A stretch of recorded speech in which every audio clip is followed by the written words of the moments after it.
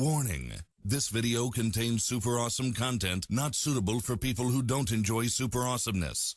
Viewer discretion advised. The wrestling podcast that sets all other podcasts apart.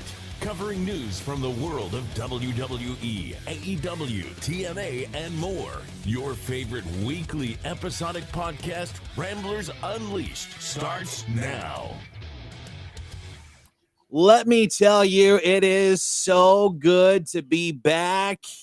Oh my gosh, on a Super Saturday, it is Ramblers Unleashed. Thank you for hanging out, waiting for us to come back, and we're here, baby, and we have been so ready to ramble, and it feels like we've all been on assignment recently. J-Bone had to go find a new platform for us to stream on, which, by the way, shout out to Restream. Max it feels like he's been on assignment doing God knows what, I don't know. And Baron, I think you've been trying to make the world just happy, just one puff at a time, man. Literally, it's been my life mission. That's I want everyone to be happy, peaceful. I've ate some peyote and been exploring the world for the last. You hold on, you ate peyote? Yeah, that's where I've been. Oh, trust me, fellas, I've had peyote in my lifetime. Oh my God. I feel like with peyote, you'd be like on a venture like Homer Simpson when he. Let me just put it this way when we get into the show or whatever. But the first time I ever tried it, we're talking 12, 13 years ago. It was on a Indian reservation. A friend did the legal cutting of the cactus. We took a bite. It was trippy for a good 8 hours, and then for a week and a half straight, I felt like I had the flu. I was sick for throwing up. It was an awful experience. But the first 8 to 12 hours is really cool. I can't even imagine what kind of a trip that is, man. Like what you see. You see your life and your life differently. Yeah. I would say so. Say so.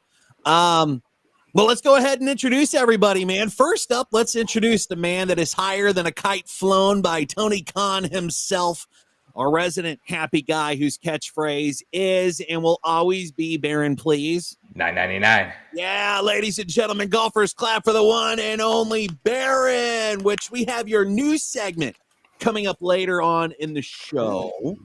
Yeah, some new stuff today. Looking forward to it. I miss you guys. It's like we just said. It's been like a month since I've been on show. Yeah, missed you all. It's been a while. It's been a while, man. It is. It feels like it's so refreshing to be able to come back to talk, pro wrestling, but to also talk with our fans too. The people that come on here every weekend with us. And yeah, we appreciate you all. And we certainly do appreciate you. Thank you for hanging out with us. Next up, the neighborhood heel, a man with more wrestling knowledge in his pinky finger than Tony Khan could ever imagine with his toy figures, and the only guy that I know that pops bigger for Joel Gertner than any of us. And damn it, Max, I have to admit it. You are our wise man. You may address him as Mr. Magus, but we call him the wise guy. I mean the wise one. The mighty Maximus Magus. Golfers clap. Max, how are you, sir? I first would like to just point out that the difference between my little finger and Tony Khan's is mine is full of wrestling knowledge. His still has residue left over from last night's bump.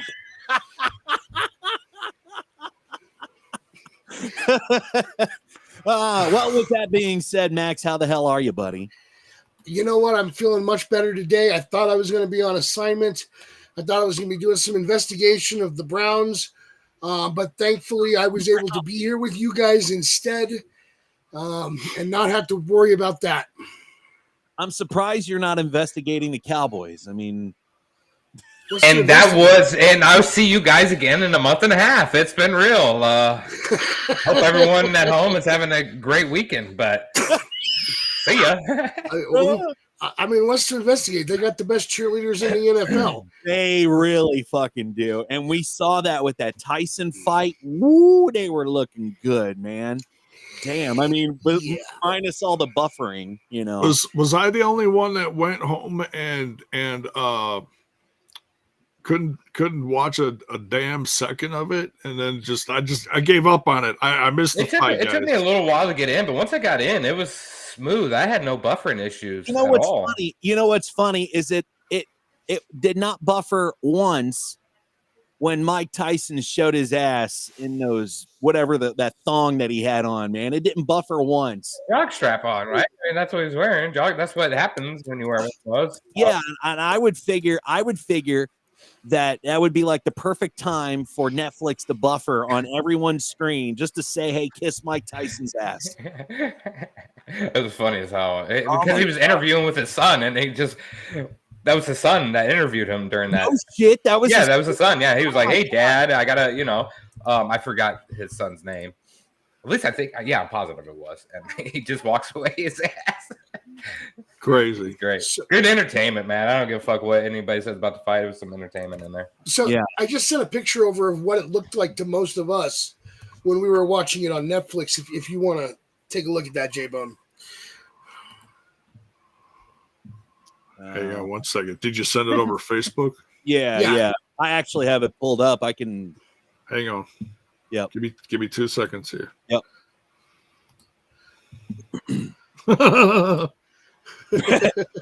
Oh, it's tiny, dude. Yeah, it's a little tiny, but I can share it on my screen. Hang on just 1 second. Hey, I've been told it's a normal size. Well, size does matter. Size kind of does matter. Yeah. I don't know. J-Bone, did you see that? There we go.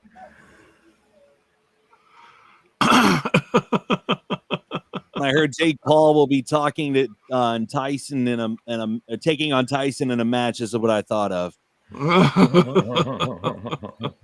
Oh my god! That's exactly That's as far as like old school. That's that's exactly what I was thinking. And that's kind of what it looked like too. Honestly, I mean, in a way, Jake Paul Tyson was kind of a ballet. Not a lot of punches got landed, but if you want to see a couple of good matches, the two matches in the middle were phenomenal. The women and the second match of the night, the guys in that fight. Yeah, those two matches were phenomenal. Oh yeah, those two matches were outstanding. The women's fight was like incredible. I thought that was match of the night, honestly. Well, yeah, but anybody going into this was thinking that a 60-year-old man in a boxing ring was going to be like really competitive or great to watch. Don't know boxing. I mean, I'm actually a massive boxing fan. I almost more so than wrestling, but I won't go down that road.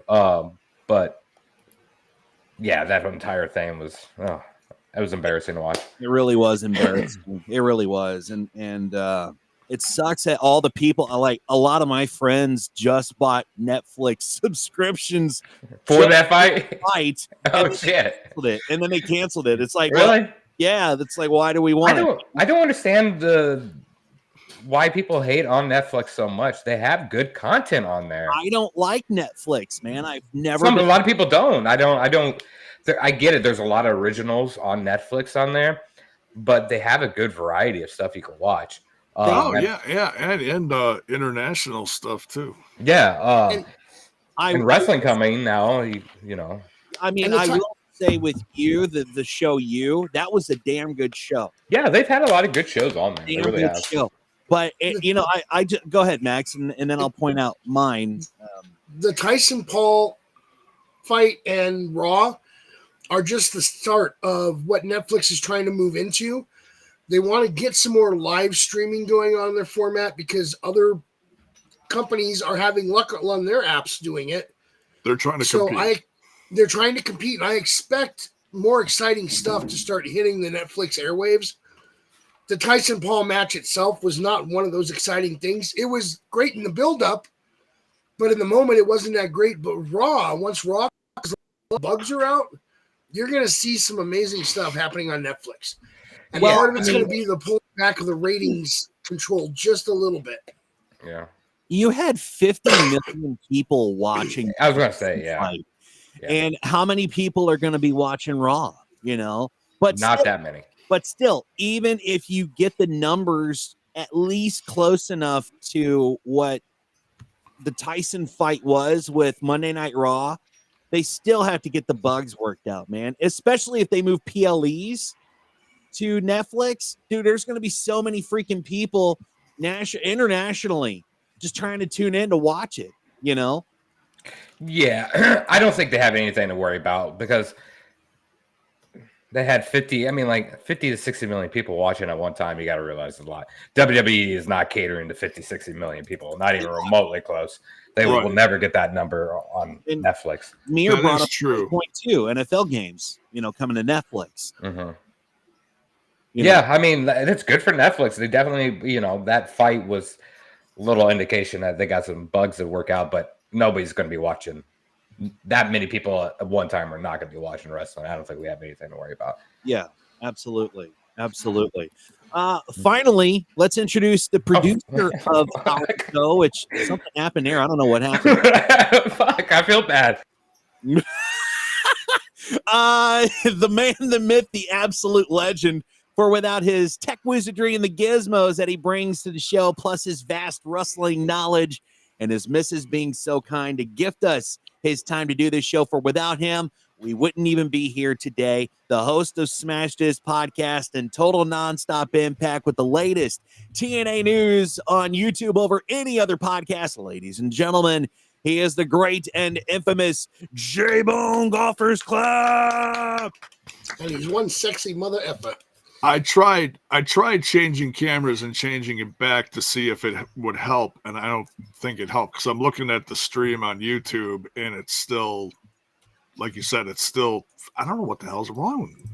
Do you remember the old Game Boy, like I think it was like Game Boy Advance, where they had the camera that you could put on you could put in the console or whatever. Yeah. It kind of looked like that.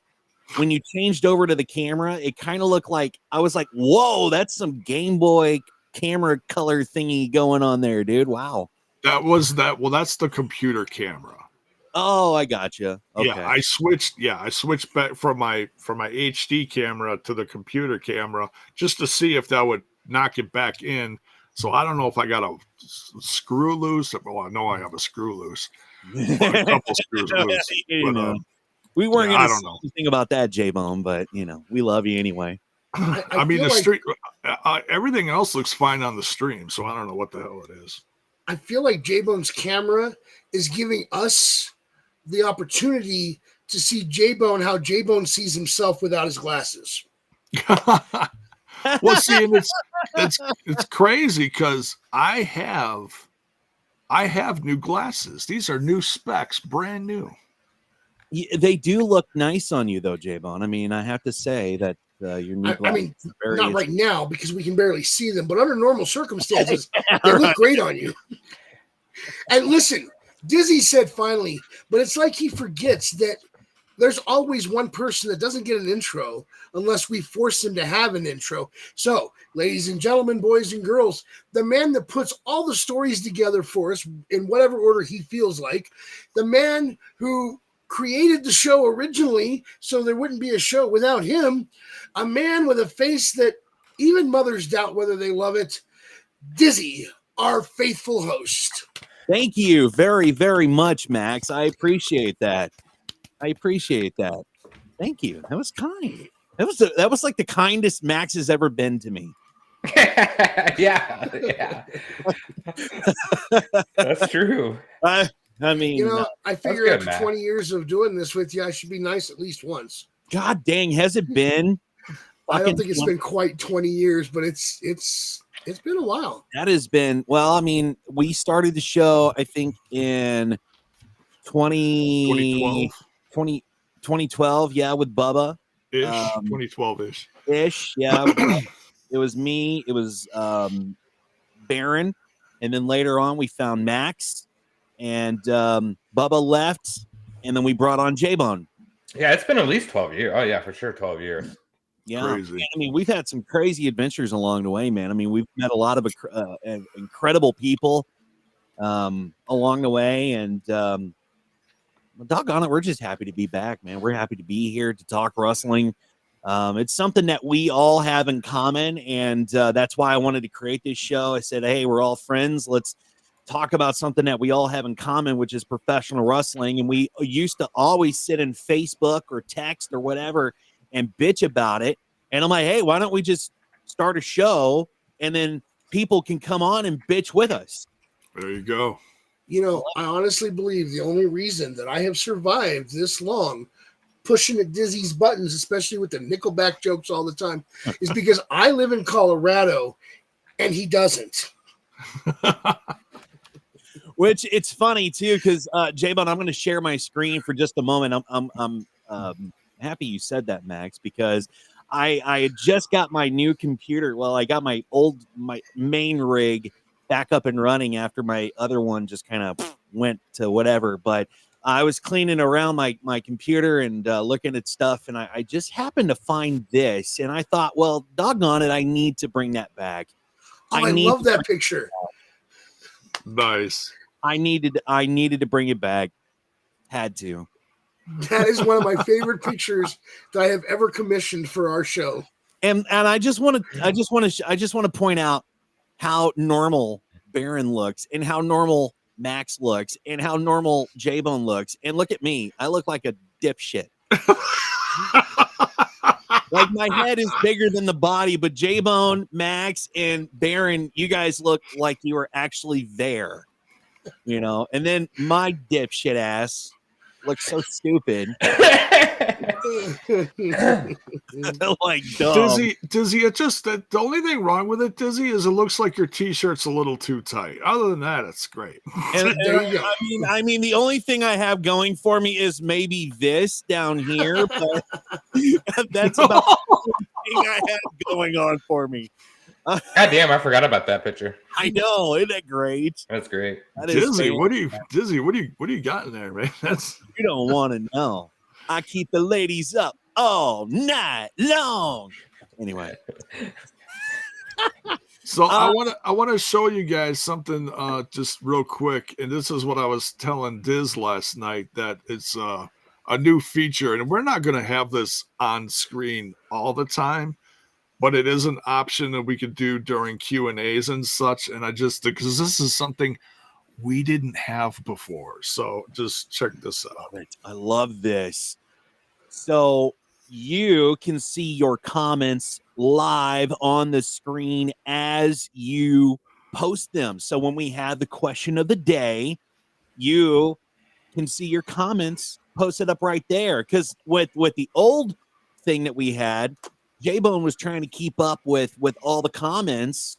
If we asked you a question, J-Bone would have to put it up on the screen so the comments would pop up. Now you can just see your comments in real time, which is fantastic. So bravo to that. And you know what? Bravo to J-Bone too for doing his research, doing his homework, trying to figure out, you know, what was the best option, the best route that we could go to keep the show going.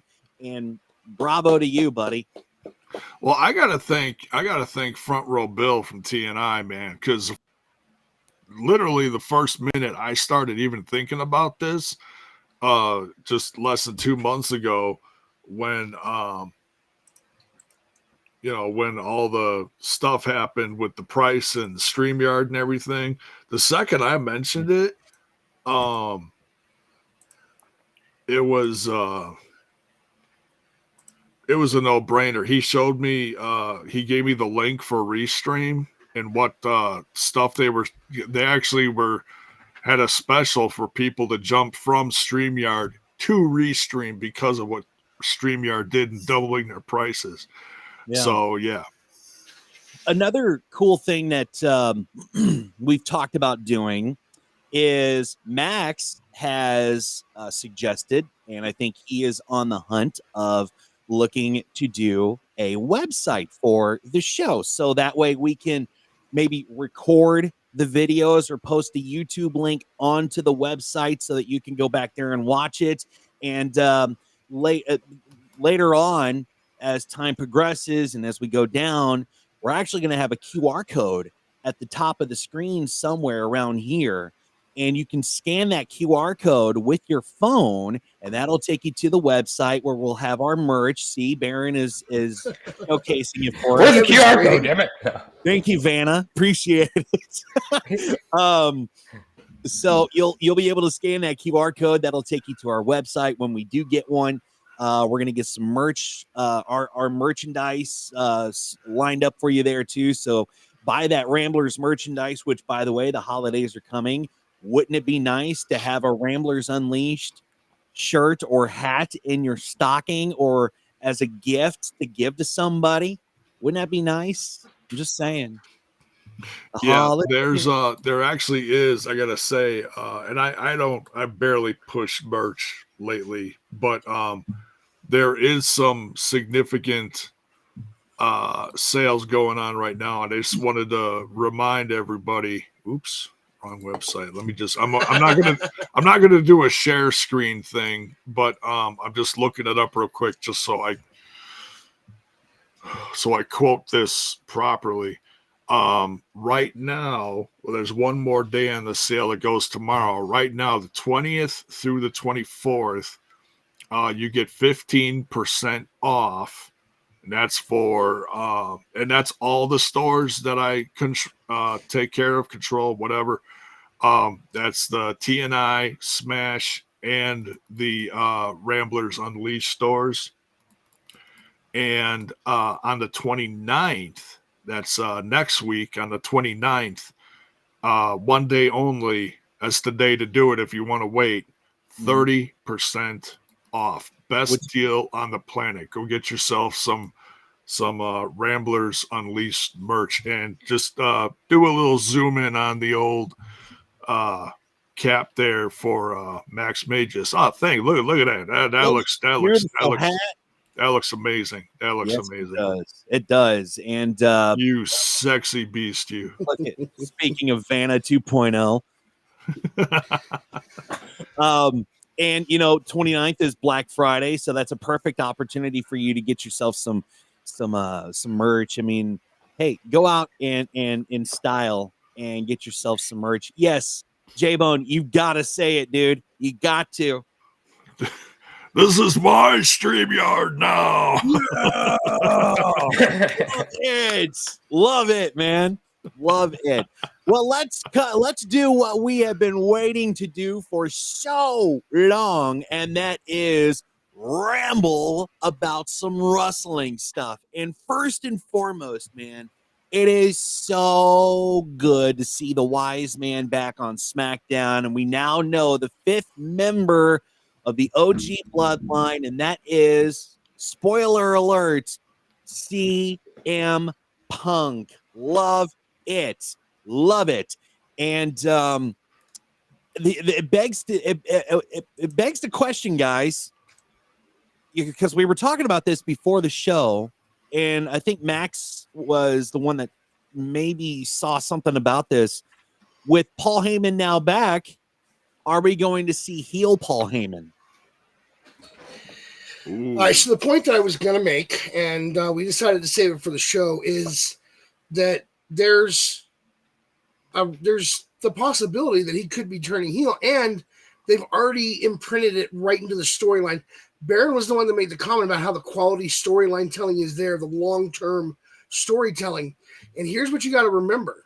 When Heyman got dropped by Solo and the new bloodline, who saved him? Who was there to have the Wise Man's back when that happened? So the question becomes, now that he's back, if I was Heyman and I was considering a turn, where were you when they put me through the table? Where were any of you? None of you were here for me. You left me here to be put through a table by those psychos in the ring. And you know what? That's not right. I'm joining the psychos in the ring. You have it. Boom. If you want to pull the trigger, you pull the trigger, and that's the way it can go. I mean, did you see his outfit last night? The black suit and the red shirt and the red finger. I mean, like, that's literally Solo's outfit. Yeah, that is. Mm-hmm. That really is. I don't think we're going to see that. I think there's going to be a CM Punk Roman type of ordeal happening. That's too big not to happen. It'll be like the battle for Paul Heyman or something along those lines. Oh God!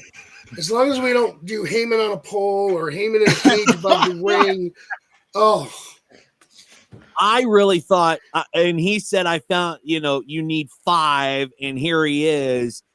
I was like, fucking please don't be Brock Lesnar. Is it Brock Lesnar? Oh no! And then I said, oh, thank God it's CM Punk. Ooh, I didn't even think of that with him coming out of Brock Lesnar. I didn't even think of that. It could have. My God, that would have been dumb. Oh, with Solo costing Seth the match, I really thought it was going to be Seth. I thought Sami Zayn was going to turn on Roman. Honestly, it's so hard to point your finger, this is what I love about the storyline with the bloodline. It's so hard to point your finger on who's going to turn on who. And that's the beautiful thing about this, man. And that's what the beautiful storytelling from WWE and from Triple H and from their creative team now, it's great. I love that. I love being kept in the dark about pro wrestling stuff because, we've been able to turn to the dirt sheet. It's predictable that we've been able to pinpoint about, oh, well, this is going to happen. This is going to happen. With the bloodline storyline, it's just been phenomenal. Max, go ahead. For those people out there that are still on the fence about the storytelling in Raw now versus the storytelling when Vince was in creative control, here is what I want you to keep in mind. When Vince was in creative control, even without the dirt sheets, his booking was fairly predictable. Now, is Heyman going to stay with the OG bloodline or is he going to join the new guys? Wait, CM Punk is joining the team, not Seth Rollins?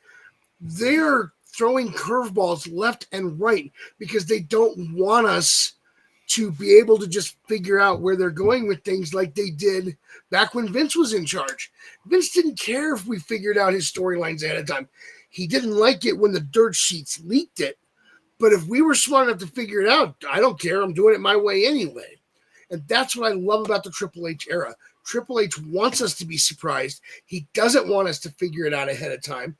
And I'll guarantee you, if the dirt sheet leaks what they have planned, Triple H is pivoting just to make them look bad. Yeah, that's what I love about Triple H, man. And I really hope Endeavor does not push Trips out because he's just too damn good. He knows this business. He loves this business. It's in his blood, and I will say this, man, the Kevin Owens and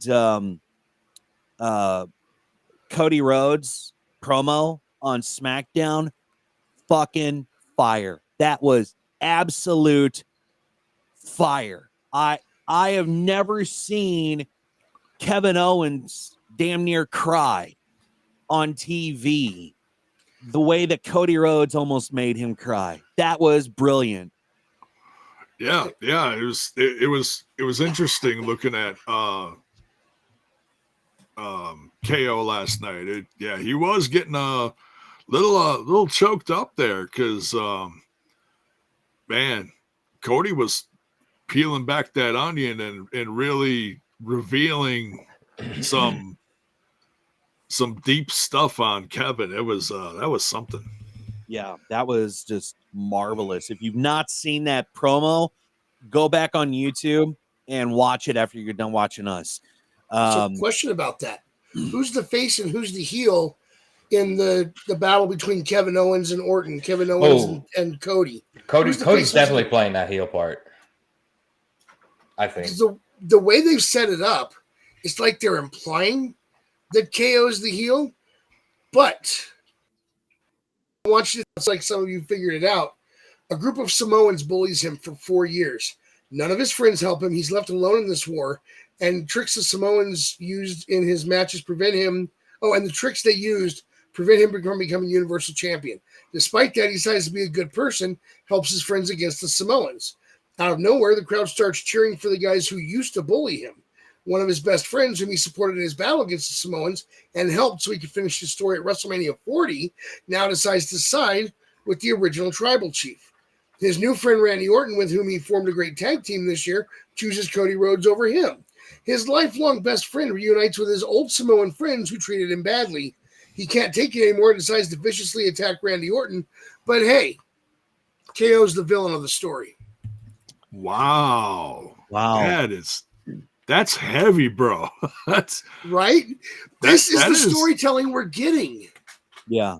That is an amazing way to look at it. Holy I love that. I love that. And it's accurate as hell. I mean, shit, it's so good to see this Triple H era, the Paul Levesque era. It is God, I have become a fan, and I have not watched SmackDown in a very, very long time or even paid attention to it. Now I am, because of those two things that happened last night on the show.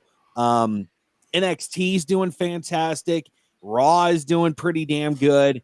I'm happy with where WWE is going. I'm very, very happy with this. We're gonna talk about the opposite side of the coin here in a little bit. I want to say something on this. Thank you, Triple H. You have done something with your product that I never thought was going to happen. I never thought it could be redeemed after what the old man did to it. So thank you, Triple H, for bringing back passion and unpredictability and making it worth watching regularly. And it begs the question. He always asks us, are you ready? And we were, and we're still ready for it, man. Nobody ready for Asuka. Oh no. Let's move on, and we have so much to dive into today. Let's move on. Konnan. There's some news about him, widely regarded as an absolute legend in the pro wrestling world, but for the past couple of years, he's been dealing with a lot of health issues, and unfortunately, it appears Konnan has been hospitalized for almost a month due to diverticulitis. Last year, Konnan dealt with kidney problems as his health issues got progressively worse to the point that Konnan needed a kidney donor to treat his problems. And he started dialysis for his kidney issues that would eventually find him a donor to help him with that. However, their sources are saying that Konnan has been hospitalized for the past 26 days due to diverticulitis and other health complications related to it. It was noted that Konnan is hopeful to be discharged and return home soon for the first time. And I found this story last week, and so he may already be home for now. But it's the same thing that Kenny Omega is dealing with as well. So please, Konnan, if you ever watch this, man, please speedy recovery from all of us here at Ramblers Unleashed, as well as Kenny Omega too. Which that diverticulitis is scary, man. Which Max, you have if people aren't familiar with what diverticulitis is, Max, you have the definition. So I just pulled this off of the Mayo Clinic. Diverticulitis is an inflammation of irregular bulging pouches in the wall of the large intestine. Typically, the wall of the large intestine, also called the colon, is smooth. An irregular bulging pouch in the colon wall is called a diverticulum. Multiple pouches are called diverticula. And I'll be honest with you guys, Brock has dealt with this, Kenny Omega, Konnan. It's sad to hear about because, I mean, even if you don't like the guy, and these guys will tell you, I'm not a big fan of Brock. It still sucks to hear when he's having an inflammation of his diverticulitis. And Konnan, I hope you get well from this. This has got to be painful for you. I'm sorry to hear.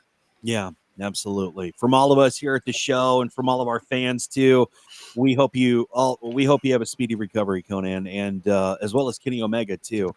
Brock too, man. If you ever see this, I don't know if you ever will, but just to throw you in there too.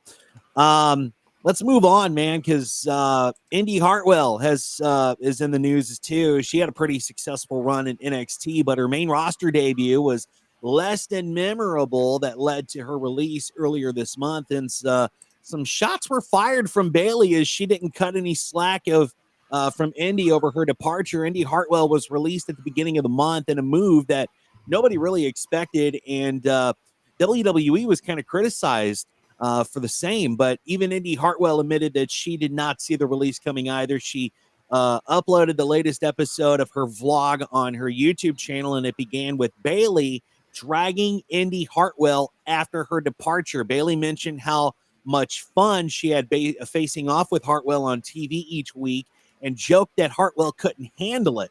Bayley took to her social media page, typed the following, quote, "So I hear Indy Hartwell retired. Well, that sucks because I was just having some fun beating the crap out of her on TV every single week, but I guess she couldn't hack it, huh? I thought you were our baby. I thought you were our Brooklyn girl, baby. And as soon as you step into the ring with us, you run away. Well, that just sucks. Now I have to sit at home and watch TV with nothing to laugh at. I don't have anyone to talk to. No one makes me smile anymore." End quote. Now, Indy Hartwell was recently spotted at AEW with Mercedes Mone.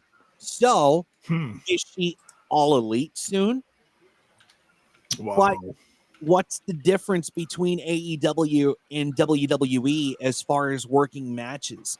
Is it the travel issues? Is it actually working the matches? Max, what is it, man? I mean, from your point of view, what do you think it is? I think the biggest difference between AEW and WWE is WWE's got a better booking situation going on. While you do have some good matches that take place in AEW, your stories are usually stagnant and drawn out and boring. But my confusion stems from the fact that I could have sworn that Indy found out via Twitter that she was being released.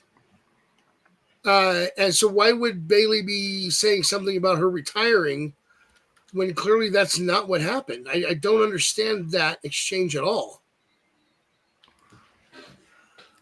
Yeah, I'm not sure what I think there may have been some heat between she and Bayley. Maybe there was some legit heat. I have no idea, but it just begs to differ. It's like, if Indy couldn't cut it, Baron, if Indy couldn't cut it in WWE, why is it going to be any easier for her at AEW? Well, I mean, they don't travel at all compared to like WWE. I mean, WWE still does quite a few house shows, right? If I'm not mistaken. Yeah. And I think there's definitely a lighter schedule with AEW compared to WWE. And I imagine the money is much better too. But yeah, I'm not sure actually. Yeah. It's a good question. Well, I mean, we'll have to keep and that's kind of interesting that Indy was spotted with Mercedes Mone at AEW. So we'll keep an eye on that situation as it progresses and see if anything else comes to it. But let's double it up this week from the desk of Max Magus. And we started off with WWE's touring schedule has shifted drastically since the merger with UFC under Endeavor, which we've just talked about. And since Triple H is now running the show, superstars are getting more time off. To do this, they're doubling up TV tapings to reduce travel demands. The last two Raws we've seen have been previously taped, and a similar plan is being approached with SmackDown, as we saw with Salt Lake City. They'll tape 2 episodes to avoid talent working on Thanksgiving night, and it won't be a common thing, but it has saved the company money in the hundreds of thousands to even 7 figures. December 13th, SmackDown in Hartford, Connecticut will also cover 2 weeks, and December 16th, Raw in Boston will as well. No live shows on December 20th and the 23rd. Now, this is why I bring you into this, because this is where it doubles up, okay? The fans have been kind of pissed off about Raws and SmackDowns being taped shows, and we know one of the most controversial names in pro wrestling, especially on social media, has been Ryback. He has been anti-WWE for years, but he did end up speaking positively about WWE's current routine after Monday Night Raw was taped in advance for several weeks now. Of course, the internet wrestling community has tons of crap to say, and Ryback was quick to shut them down. He took to X, formerly known as Twitter, and defended the company, explaining that WWE stars rarely get time off for holidays or family and endure a relentless schedule of travel and preparations. He pointed out that tape shows give the wrestlers a chance to rest and recharge. Ryback encouraged fans to appreciate the dedication of the performers, avoid spoiling episodes, and respect the efforts these athletes put in year-round rather than focusing on complaints. After all, Max, these wrestlers are humans. They have lives outside of this passion. Does it surprise you that Ryback was quick to defend the company for this move? Surprise me. I'm on my way to a heart attack from the shock of this. Did Ryback take his freaking meds or something? Because all of a sudden he's on Twitter being a normal person, and that's not Ryback. Listen, I cannot believe that I am going to be on the same page as Ryback for something, but here we go. This is smart on WWE's part. You don't have to worry about whether you're going to sell out this arena or this arena during the holiday season if you double up and tape some shows. And it's the holiday season. You're still giving us a good product. The only downside is that some of your people may have to wrestle twice in one night to get that double product out there for the 2 weeks in question. But you're still giving them this time off and this time off by doing that, so they'll have the time to recover from the double night that they have just worked. And the fact that Ryback is the one out there defending the WWE for this blows my mind completely, because all this guy does on Twitter is complain about how WWE screwed him, Triple H screwed him, Vince screwed him. Everybody that he can think of has screwed him. And he's also very anti-Max Mages because he's blocked me on Twitter too. So to have this guy say something that is incredibly intelligent and well thought out, that's not just shocking. I need to get a doctor to check my heart rhythm. I mean, I was kind of surprised when I saw this story come across because, you know, Max is right. He has been so anti-WWE, and it's basically been with Vince. When he was in control of this company, he hates Vince McMahon with a passion, and we all know it. And, you know, the way that Vince was running the company versus to what, you know, Triple H is running it now, I think Ryback may be coming to some sort of, like, you know, the light is shown in his eyes, and he's getting the picture now that, wow, this is actually really, really good. These wrestlers aren't working as hard as they were under the Vince McMahon era. Maybe this is the sign of times, man, and it is a new era. It's a Triple H, it's a Paul Levesque era. So it's really good to see Ryback coming to the defense of WWE, and especially the wrestlers. I think it was more of the wrestlers he was coming to defend instead of the WWE. But that's either way, we'll take it. We'll take it, Ryback. If you ever watch this, man, we'll take it. Max, you got a pulse, right? Barely. Okay. Well, keep your pulse in check, because there's one more thing that I have for you, buddy. And on the latest episode of Grilling JR calls out a trend in his eyes, and in ours too, has no place in the wrestling world. And we've talked about it in the past, and that is jewelry in the ring. The legendary commentator and old school purist made it clear that he thinks the habit is not only unnecessary but downright dangerous. He says, quote, "Why the hell are wrestlers wearing jewelry when they're fighting?" And he's pointing out all promotions across the platform. He says, quote, "That's all companies, whether it be necklaces or earrings or bracelets or whatever the hell it may be. I know I'm old school. You can get out of my fucking yard anytime now, but golly, it's so weak," end quote. I love JR. JR said that during a match, you can get caught up in gear, can be ripped out. Yeah, he said he doesn't believe any wrestler should ever wear any kind of jewelry in the ring, period. Max, we know the dangers of wearing jewelry in the ring, something that's been far too common, and we've actually witnessed some mishaps on TV. Max, just drill it home, buddy, because if anybody is out there and they are aspiring to be a wrestler and they're watching our program, and they think that wearing it maybe an earring, or maybe they see Perry Saturn from the WCW days wearing his little nipple rings to the to the ring is cool. It's really not, Max, right? Yeah, here's the thing. Okay, first off, it doesn't matter what you wear down as your entrance gear as long as you remove it before the match. All right, first off, we've seen the earrings get caught in the fishnet stockings, and there are people that are trying to blame the fishnet. Well, the fishnet's doing what it's supposed to. All right, it's working as designed. Your earrings should not have gotten caught because you shouldn't have been wearing it to the ring. I get it. You want to look good. I'm on board with that. I want you to look good for your appearance. The problem is that when you are wearing jewelry, the earrings get caught, the necklaces could get caught in the wrong place, rings could cause more damage than you want them to. I mean, it's one thing when I'm down there cutting a promo and I take a swing at somebody. If I'm not wrestling and there's no plan for it to be a match, I should still be decked out, right? Right. But if I'm coming down there knowing I'm going to wrestle a match, I'm going to remove anything excess that I'm wearing to the ring because I don't want to risk injury to my opponent, to myself. If I have an earring in, I might rip my ear, right? We saw that happen. Mm-hmm. So that's the point of this. It's safety.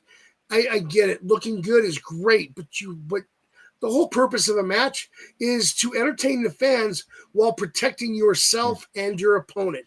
And yes, Jordan Grace is the example that I was referring to where the earring got ripped out during the match because it got caught on the fishnets. Yeah. And I saw that and on that PLE, and I pointed it out in our chat. I said, "Oh my God, her earring just got caught in fishnet, and her fishnets. Oh my God, it just ripped out."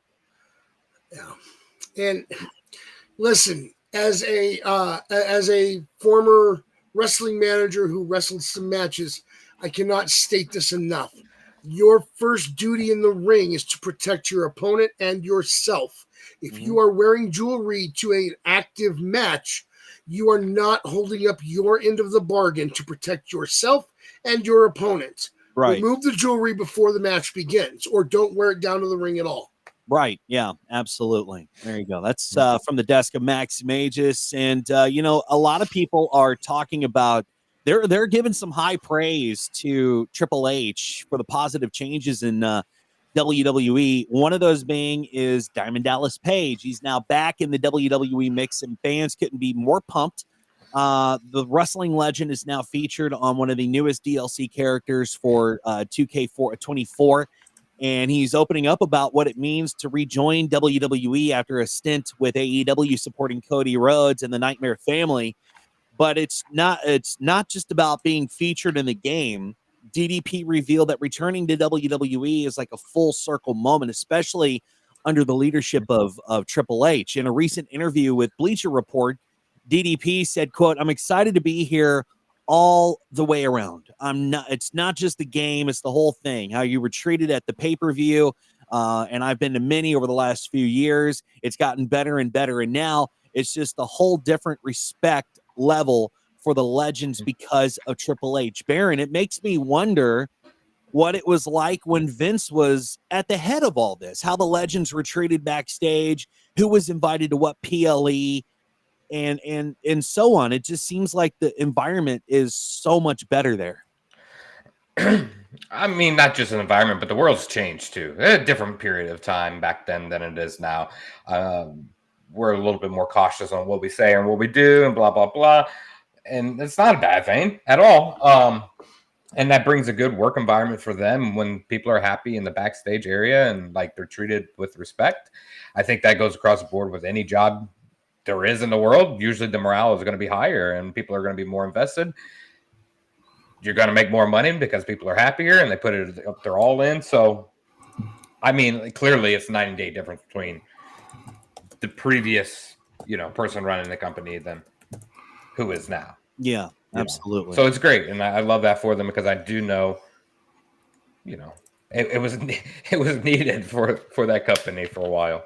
Sure. Yeah, absolutely. And, I just want to point this out. No matter what fan you are of whatever promotion. We talk about them all. We talk about AEW. We talk about TNA. We talk about NXT. We talk about WWE. We talk about the topics that we don't even want to talk about. So for that, please respect people here at this show. If you are chatting today, please respect those who may like a different promotion than you. Just to be fair across all the boards, just to say that real quick, because we just want to make this a positive outcome for everyone. This is kind of interesting, man. And welcome back, J-Bone, by the way. Thank you. You're welcome. Former NFL defensive back Trill Williams has reportedly signed with WWE to start a new career in professional wrestling. According to Bobby Schaus, I believe that's how you pronounce his name, from the Dive Bar podcast, Williams had a successful tryout with WWE, which led to a contract offer. The tryout took place during SummerSlam weekend, and he was clearly impressed and maybe offered a contract, many to be offered a contract. Williams, who's 24, played college football at Syracuse University from 2018 to 2020. He made a name for himself with 4 interceptions, although he wasn't selected in the 2021 NFL draft. He signed as an undrafted free agent with the New Orleans Saints, but after being waived, he was picked up by the Dolphins. Now, guys, this seems to be a fairly common thing. I mean, I think, Steve Austin played football, Mongo McMichael, of course, from WWE, or WCW, rather, Goldberg, The Rock, Roman Reigns. I mean, the list goes on and on. This is just, I think it's saying something, J-Bone, that these former football players are coming to the wrestling ring because is it a safer environment? Because in the football world, I mean, in any professional wrestling or professional sport world, you're going to get hurt. But is it safer to be inside of a ring than it is maybe on the football field, the gridiron? I don't know if it's safer, but for football players that still want that, I don't know what it's like to be a football player, but I imagine there's got to be a degree of adrenaline rush when you get out on that field and you're doing your thing and you're going full steam and you're making tackles or throwing the ball or whatever position you play, or maybe you just kick the ball or whatever. To get in the ring, I feel like, you've got, I think there's a lot of similarities between a wrestling audience and a football audience. You get psyched, you're going to the event, you cheer on who you want to cheer, you boo the other team, whatever, so there's a lot of similarities there. I think it's a great option. We've seen it throughout history, all the way back from, the likes of, say, Lex Luger playing football, Goldberg, so many throughout history. Even William Perry got a WrestleMania moment, for those of you that are maybe close to as old as me and you remember seeing that live. That was amazing. Even with his pants falling down, it was great. So love Perry, love the Bears back then. And I'm a Wisconsin guy. It was, man, the Bears were it. You either love the Bears or you love those stupid Patriots. It's nobody likes the Patriots. Right? Likes the Patriots throughout history. Yeah, boo. Yeah, but it just seems to be more common that we see more football players getting into the wrestling ring, which is cool. I'm glad. Yeah, I mean, Ron Simmons, John Layfield, Wahoo McDaniels. It's just really, it's kind of cool the way that things just come full circle. These football athletes get into the wrestling ring. I mean, we've even seen Dennis Rodman, who played basketball in a freaking ring. He sucked, but he was there. I still think, you look at the classic NWO footage and they were smoking stogies on the way to the ring. Man, talk about a different time in wrestling. That was, dude, you want to talk about ego trips? You know, they freaking did anything.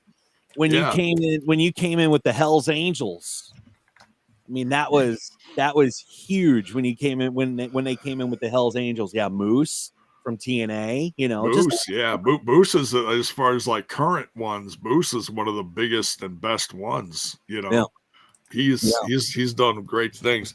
I hate to change the subject, but there was a knock at the door a little bit ago, and it sucks. I unplugged my freaking camera to see if I could fix the situation. I don't know what the hell I'm going to do with this, but I'm going to do it anyways because I don't care. So there was a knock on the door, and I'm going to take out my trusty little blade here and see what package was delivered for the Bowman. Unboxing. Live unboxing. Wow. Oh, well, you better not be. It better be acceptable. This thing is massive too. Oh my God, it's huge. What is that? A toy wrestling ring? I'm not sure. Actually, I know what it is. I can play stupid, but I know what it was. I ordered this. Play stupid. It's okay. I ordered this last night.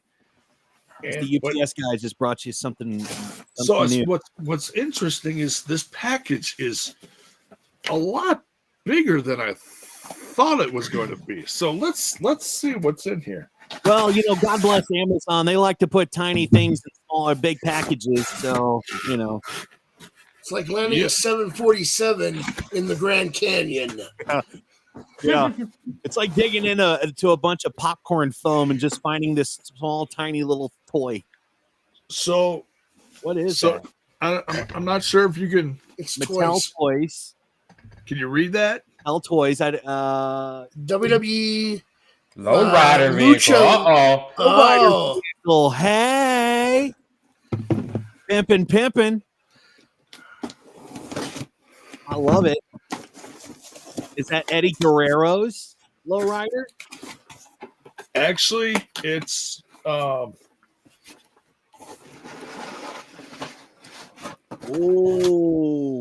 look at that. Nice. Beauty.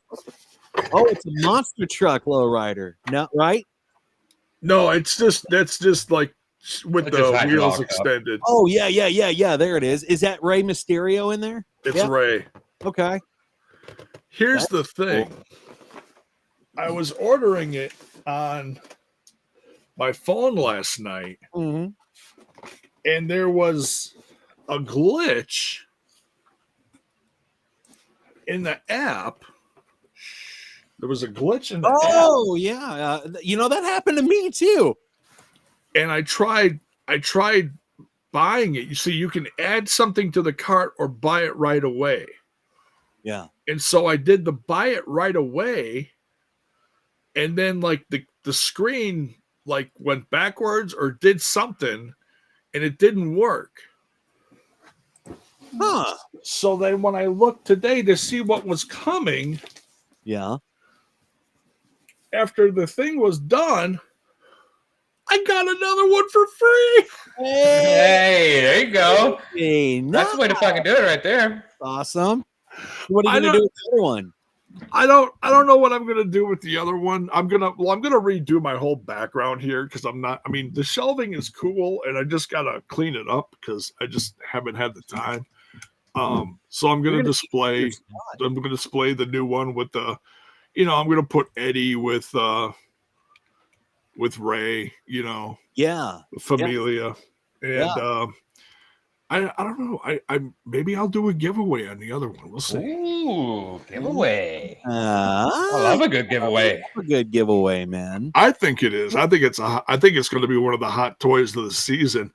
And Amazon had it basically for half price right now. They had it like 40% off.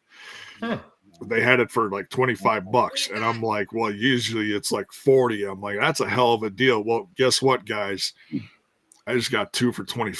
I dig the hell out of it, man. Dig it. My wife was like, "What the hell did you order?" Oh man! Well, congratulations on your new arrival there, Jay. Sounds like a baby, but it's really not. It's your baby.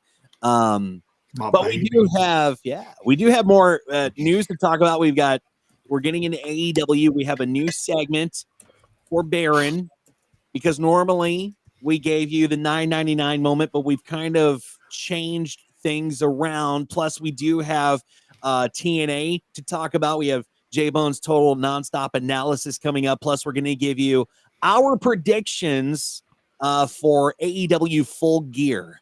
And Max, I know that you usually take the notes for our predictions. So I don't know if you want to do that or get ready for that. I am doing that right now. We're doing it right now. Okay, well, let's get into some AEW news. Let me get back down to my list here. What is this new segment?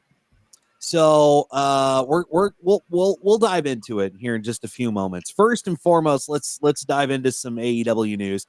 Jon Moxley is currently one of the both the strangest and intriguing storylines, and possibly one of the best storylines that they have going right now in AEW.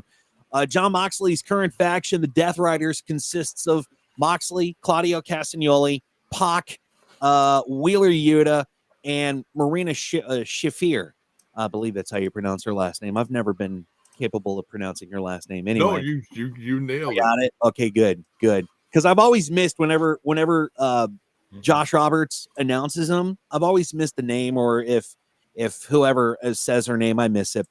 Anyway, together they're wreaking havoc in AEW, taking down several top stars in the recent months. As of now, there's no indication that their destructive path is slowing down. In a recent interview with the New York Post, Jon Moxley talked about the company's hard reset with the Death Rider storyline. Moxley emphasized that everything that's happened so far doesn't matter and described this as day zero.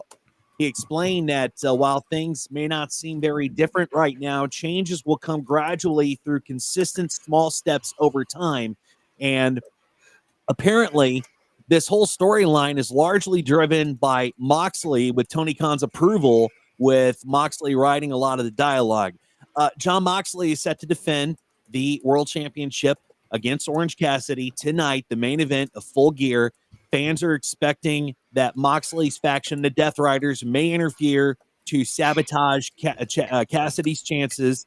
It's clear that AEW plans to continue the storyline into the new year. So it's really interesting to see what direction they'll take in the coming months. And, you know, look, we joke on AEW quite a bit, and we hate to do it, but we do, because we've seen what good professional wrestling storylines look like. I mean, gosh, look at the WWE right now.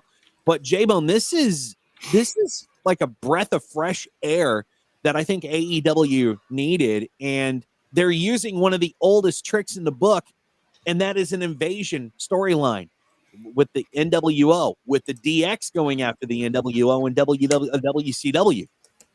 It's just so good to see this back, and I think this is what is keeping fans intrigued. Plus, you know, MVP and his faction against Swerve Strickland. I think this is going to be a fun evening full of some AEW wrestling for Full Gear tonight, man. It is refreshing. It absolutely is. I love what they're doing with Mox. Mox has a new. I mean, it's the same faction, but they changed it up a bit. I mean, the demise of Daniel Bryan and everyone emotionally vested in what happened to him has turned into quite the story. And I love what they're doing with Orange Cassidy. You know, the whole, I didn't want to become champion, but I have to become champion in order to, to right the ship, or whatever, you know, what you want to say. So yeah, it's really something. Yeah, I love it. I don't know if Mox is going to be a transitional champion. I kind of doubt it, because I think what he's doing right now is really good. I love his crew. I call it his own version of like a beatdown crew. You know, they're just wrecking everyone. And literally, even Marina Shafir is wrecking shop. It's I'm a little surprised that they haven't put her in a position to go after someone's title, but I like that they're taking their time with it. Now they're just making her kind of a muscle, you know? Yeah. Which is fine. They need to. Yeah. Yeah. And for who she is, it's just, man, it just makes her even more badass. They need to keep this momentum going. You know, slow but steady wins the race, as we've always saw. And what we've normally seen with AEW is that they start off slow and steady, and then they go left and right and center and back and forth, and you just don't know where they're going with the storyline. And it's very, very refreshing to see where they're going to go with Jon Moxley ahead of all this, you know, calling the shots with TK, and it's just I like it. I'm digging it. You know, we'll have to see what happens tonight, but I know Baron is itching. I can't. The highlight of the night is going to be the Rizzler showing up on the pre-show. No, kidding. Who? The Rizzler, man. The like fucking. Isn't he like 12 years old and he's like TikTok famous and he does like one of these things? Yeah, with his dad or whatever. Well, that's not even his dad. Big Justice and his son AJ or whatever. They're TikTok famous as well. They're the Costco guys, I guess. I just had to throw that out there because as well as you do some things, it's just like, oh, okay, well, we got the Rizzler as well as Big Justice coming. Costco guys. I'm a little out of the loop here. You guys are gonna have to forgive me. Watch the pre-show. You got to watch the pre-show, J-Bone. Watch this. I gotta work tonight, dude. I'm gonna be watching everything on the replay, but I am excited. I tell you, you know, I love me some Deonna Purrazzo. I'm just glad that they're getting her involved in the show somehow. Deonna Purrazzo is, of course, those of us who loved her run in TNA. She is our queen still. So yeah, for sure. It sucks that we haven't seen her on TV as we should, because when she came on, I was pretty pumped to see her back in the fold of pro wrestling. But she needs to put her foot in Mercedes Moné's ass and get that title off of her. That's what she needs to do. I completely agree with that. Somebody needs to agree. Yeah. Now we give you a brand new segment that normally was Baron's $9.99 moment, and unfortunately, it's mostly been about AEW. And since AEW really hasn't been worth a penny to watch as of late, we've now changed the name to Baron's segment, Baron's Buzzkill Moment. And this is, dude, if this isn't the biggest freaking buzzkill out of all, and this is totally a Vince McMahon move, this would be it. Drama is heating up between AEW and WWE after the successful event at Philly's legendary 2300 Arena from NXT earlier this year.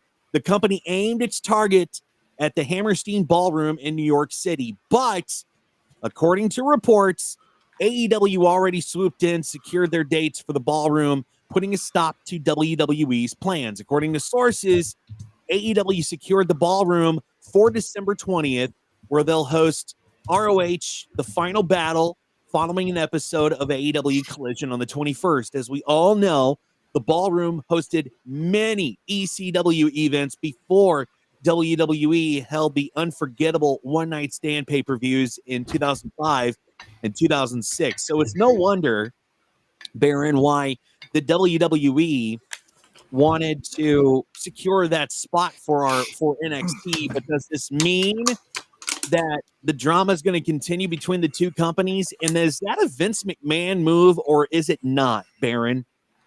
Oh yeah, absolutely is. But I mean, like, in the same sense, though, like, it's an NXT show versus a AEW full-fledged show with the ROH in the backing.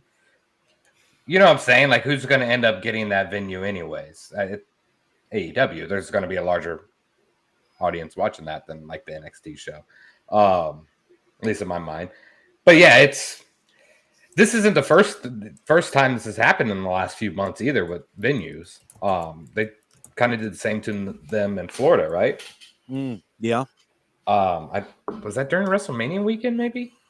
I think it might have been. Yeah. Huh. I don't remember. I can't remember what it is. I think it might have been. Yeah, but it's no surprise. These two companies can never stay away from any type of drama between the two at all. But what a buzzkill.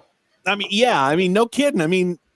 It seems like we're doing a reversal, or the company's doing a reversal of what Vince McMahon did when he started buying up all the competition, soaking up all the competition and whatnot. And for Tony Khan to go in and block WWE from hosting any one of those shows at the Hammerstein Ballroom, it's like, what the hell, man? I just don't understand why we're going back and forth between this, and I don't understand Tony Khan's momentum. I have no idea, but I guess this kind of begs with the nuke of this other story that we have here too, and this involves Speedball Mike Bailey. Currently, he's one of the biggest names in the industry right now, thanks to his excellent in-ring skills. I mean, he parted ways with TNA, and reports suggest that he is AEW bound. And Matt Hardy, which we have two kind of cool stories about from Matt Hardy. This is the first one. He's expressed some concerns about Mike Bailey's move. After joining TNA in 2021, Bailey's contract officially expired November 1st, making him a free agent. Sources say he's going to be all elite, and he's going to make his debut soon. But while speaking on his podcast, Matt Hardy believes that Mike Bailey would be a great fit for AEW because of his style and the type of matches AEW focuses on. He praised Bailey for being an amazing athlete and having a strong and understanding of classic wrestling and storytelling. Hardy enjoyed working with Bailey and was impressed by his skills, both in the ring and his knowledge of wrestling. However, Hardy is concerned that Bailey might have a hard time standing out in the AEW roster, since it's full of wrestlers and talented wrestlers at that, with unique styles. And he wants AEW to give Bailey the chance to show off what makes him special so he doesn't get overlooked, which now looks like those AEW plans have been kind of hindered due to his TNA contract. So let's turn to our TNA analyst, J-Bone. Why didn't Mike re-sign with TNA? Is this a good move, man? I'll tell you what. I'm a firm believer in follow the people you love to watch.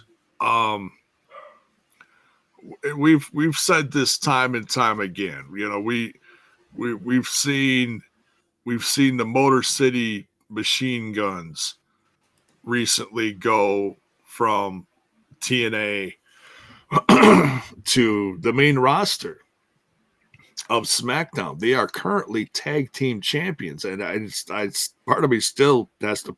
I got to pinch myself. I can't believe it, and I absolutely love watching them get this shine finally after like a 20-year career. Excuse me. And I'll watch them wherever they go, whether it was AEW or what, or back to Japan. I didn't care. I was going to find a way to watch them because I love that tag team. Mm-hmm. As far as Speedball goes, he is absolutely one of the highlight reels of TNA. When Scott D'Amore brought him in, it was a breath of fresh air for the X division and just the men's roster itself. His talent is unbelievable. The stuff he does in the ring, I haven't seen anyone do what he does. He pulls off some pretty unique moves, and yeah, it sucks that TNA is not going to have him anymore. His send-off was shocking. And we have a new X Division champion in Moose, but that's a discussion for another time. if you want to know my thoughts on that, you can go, watch me over on Total Nonstop Impact on Thursday nights. We talk plenty about Moose. We've even had Moose jump in the chat when we were talking about him, which shout out to Moose, man. Thanks for joining us. That was a lovely surprise. But Speedball, look, I've said this about how many different people over the years. That's the wrestling business. People come, people go. The business evolves. People want to get paid better. They know they bet on themselves. Here's the thing, guys. They bet on themselves. They know they have the talent.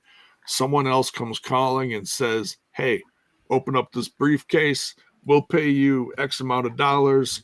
We'll give you X amount of dates. And, sign here on the dotted line. And look, TNA is not paying the big bucks as they used to back in the day. We'll just say in the days of like Kurt Angle and such. Okay. Back in the Stinger days, they're not paying that anymore. They've kind of fallen on some hard times, but they are on their way back up. Their venues, if you notice, have become bigger and bigger, and they're playing to 2,000, 3,000 seaters. These small arenas are wonderful, perfect for what they're doing right now. They're not overshooting for the moon. They're not trying to fill a 20,000 seater. They're not playing Madison Square Garden. They're staying in their lane, which is the smartest thing they can do. But Speedball Mike Bailey going to AEW, yeah, it sucks that he's losing TNA, but go get paid, man. Go get paid, and I'll watch you on AEW, and I'm excited for that. Like when Ricochet went, Bobby Lashley's over there now. A lot of people are going, and Tony Khan's opening up that purse, Sure, that money purse, and hey, man, it's another option for people to go help support their families, sure, or whatever they want to do. So I will never knock that. No matter what you think of Tony and his company, I will never knock that. Congrats to Speedball. I still love him. No hate whatsoever. Yeah, Baron, it looks like you have something on your mind. I mean, I always got something on my mind. No, I agree with exactly what J Bones. Always go get that bag, no matter what it is. Get that bag, make that money. However, in the wrestling world, it's all about your longevity of wrestling, how long you can, you want to make a big name for yourself. You want to leave a big legacy, or you that bag is not going to be guaranteed. You know what I'm saying? You might get a guaranteed pay when you're going to AEW. You get a nice payday. Let's say that lasts 2 years, but after that, it's gone. Because when you go into an oversaturated roster, you're not getting you're not getting where the real money's at. The real money is in your merchandising and your promotion and everything else. That's where the money's at. That's your money. And I think a lot of those guys that haven't made a big name for themselves, like Ricochet in general, I love Ricochet, but I just don't see the longevity of him in AEW. Yeah. It's not there. So, you have a lot of big names and oversaturated roster. You're just going to get lost in the shuffle. How long are you going to last? A year? Are you disappointed with how the outcome was? Ask for a leave? There's so many things that come into factor, and especially when you've left a very good stamp on a promotion that is on the up and coming. Yeah, because AEW is not on the up and coming. I don't care what anybody says. It's on the decline heavily. I think that the long term it's not great, but short term wise, go grab that money. You know what I'm saying? And I hope nothing but the best, because that's what it's all about. And as long as he's happy, we're happy. I just don't like when good wrestlers get lost in the mix, and I think that's currently what is going to happen. Yeah, I have to agree. I'm all for somebody going to get their bag, get their money, get what they're what they think they're worth, or what what company is going to push them. But then again, you have to look at AEW, and you have to figure out, okay, how big is their roster?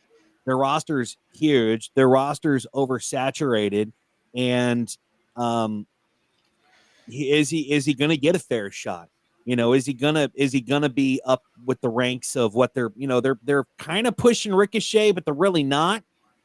And Ricochet is just fairly new still in the company. So if Speedball Mike Bailey is coming in to AEW, it just makes me wonder, how are you gonna push him? Who are you gonna put him up against? You're gonna put him up against, I don't know, John Moxley, Ricochet? What's gonna happen? With this guy? I'm with Matt Hardy. I don't want him to get lost in the shuffle. I hate the fact that things didn't turn out the way he wanted to with TNA, because he was good in TNA, very, very good, and he's a talented wrestler. No matter however you look at it, he's super talented. Yeah. And it's just, I don't know. I'm kind of concerned about where Mike Bailey is going to land up if he is indeed all elite. And it sucks that, maybe NXT didn't pick him up or WWE didn't pick him up. But I understand if they're not looking for anybody, Shawn Michaels doesn't want to oversaturate his roster. Not like the way that Tony Khan is oversaturating his roster. And I think with WWE, when we saw all those cuts after the Paul Levesque regime started, that was the downsizing of the roster. And Max, as we all know, it's not a bad idea, especially if you're trying to save some money, to downsize a roster. But with AEW and the unlimited amount of whatever Daddy has of money, because that's what he has. That's what Tony Khan has. Max is Daddy's money. I mean, with your ticket sales in decline and your merchandise sales probably in decline, the only thing that can be said for how he's still able to keep the doors open and pay people is Daddy's money. But I want to comment on something that was said in the chat. Speedball does not need promo skills. It would help, but he doesn't need it. Brock Lesnar should never be allowed near a microphone. The man has no control over what he says, and he has horrible promo skills, and yet he was one of the most successful wrestlers in modern day. Yeah.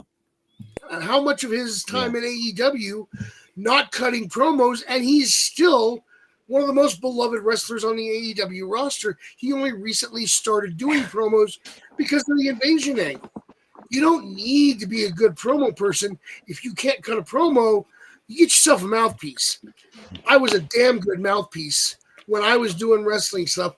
That's why my guys never had to speak on the mic, is because I went out there and took care of it for them. Paul Heyman, Bobby the Brain Heenan. Yeah. These are guys that I looked up to. Yeah. Because these are the guys that were doing what I was doing. And if I wanted to learn to be the best, I had to learn from them. You don't have to be, as a wrestler, you don't have to cut promo. You tell your story in the middle of the ring. Let me do the storytelling verbally if you need it done. Or let Don Callis do it. I don't like Don Callis, but he is a good mouthpiece for the right wrestler. Mm-hmm. I mean, Heyman is one of the best in the business. I'm sorry. I have been a Paul Heyman guy since he was Paul E. Dangerously, and I always will be a Paul Heyman guy. Don't let him near the money, but you let him touch every other part of your business, and it will be successful.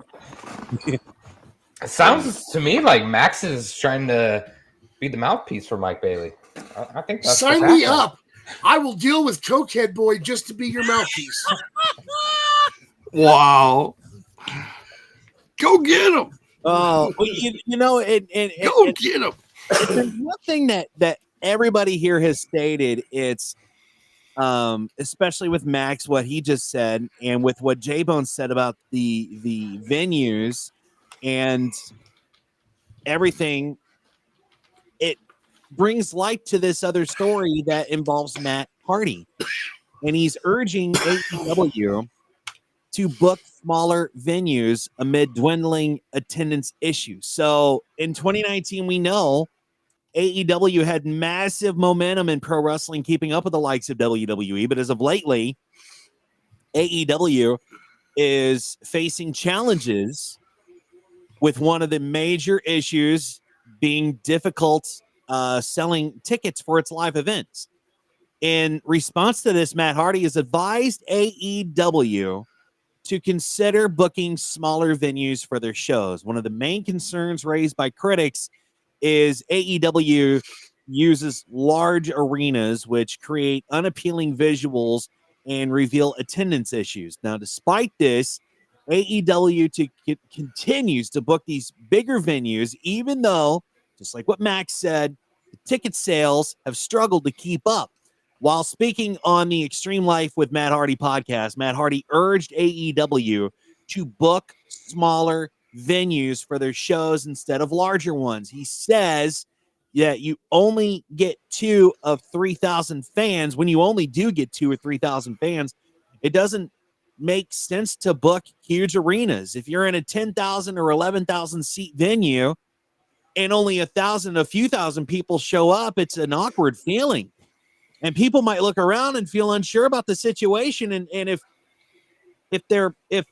Tony Khan is bringing in new wrestlers and he doesn't have money to pay these new wrestlers, then that's something that they need to do. Look at what TNA does with the small venues. They have not only they have a good promotion, but they fill up that arena quicker than you can snap your fingers. When those tickets go on sale, boy, people are just picking them up. Yeah. And that's what, for the love of God, Tony, if you ever watch this, if you ever see this, please book smaller venues. Max, I know Listen, that when he interviews me to be Mike Bailey's mouthpiece, I'll talk to him about it, all right? I'll say, hey, listen, the Ramblers discussed it. You need to listen to people and book a smaller venue. Listen to us. We know what we're talking about. Please, we care about your company probably more than you do. Come on, man. This is something I've been wanting to discuss for the last 2 weeks. We were unable to go live last week, so I could bring this up. This could have gone with the Desk of Max Major stuff. I think it fits better here, and I think it's really important to point this out. If you remember back in the Thunderdome days during the pandemic when Drew McIntyre was a champion and there was no audience to cheer him for it unless they were on a little TV screen around the ring, it didn't have the same feel. No. Listen, I can't, it's hard to explain unless you've been in a ring. And Dizzy, I know you've been in a ring. You did ring announcing at one point for All Over Wrestling. Mm-hmm. What is that? What it's called? Wrestling Invades America. Wrestling Invades Alton. Yeah. Yes. Okay. So you can, when you get in that ring, you can feel the energy that crowd brings. Now, if you're going to a venue where, like during the pandemic, you have no people in your arena watching and making noise and having their presence felt, you're getting no energy from the crowd. So you're going through the motions, but it's not nearly as easy. And if you're going to an arena that seats 10,000 people, but you only sold 1,000 to 2,000 tickets, so some actual indies, which I'm sorry, AEW, despite your audience sizes lately, you're not really an indie. You're a step above. If I'm an indie and I put out 100 chairs and I only sell 50 seats, the energy level is not the same because I can see all my empty chairs when I'm in that ring. And it hurts the energy level. It hurts what I perform, at what level I perform. If I'm in the sound, when you're listening to those fans and you're only in 1,000 to 2,000 person appearance, when there's 8,000 other seats open, you can hear it in the sound. You can feel it in the lack of energy. Speaking of empty chairs, yo, bro, I'm here. You can't see me. I swear I'm here. I don't know what's going on, bro. What is this? I got new glasses, but there's an issue here. I promise I'm here live on camera. I don't know, Ghost Baron. Dang on, man. What the hell is going on? Try maybe try leaving and then coming back. What the fuck? You got to leave the call and then come back in. Yeah. So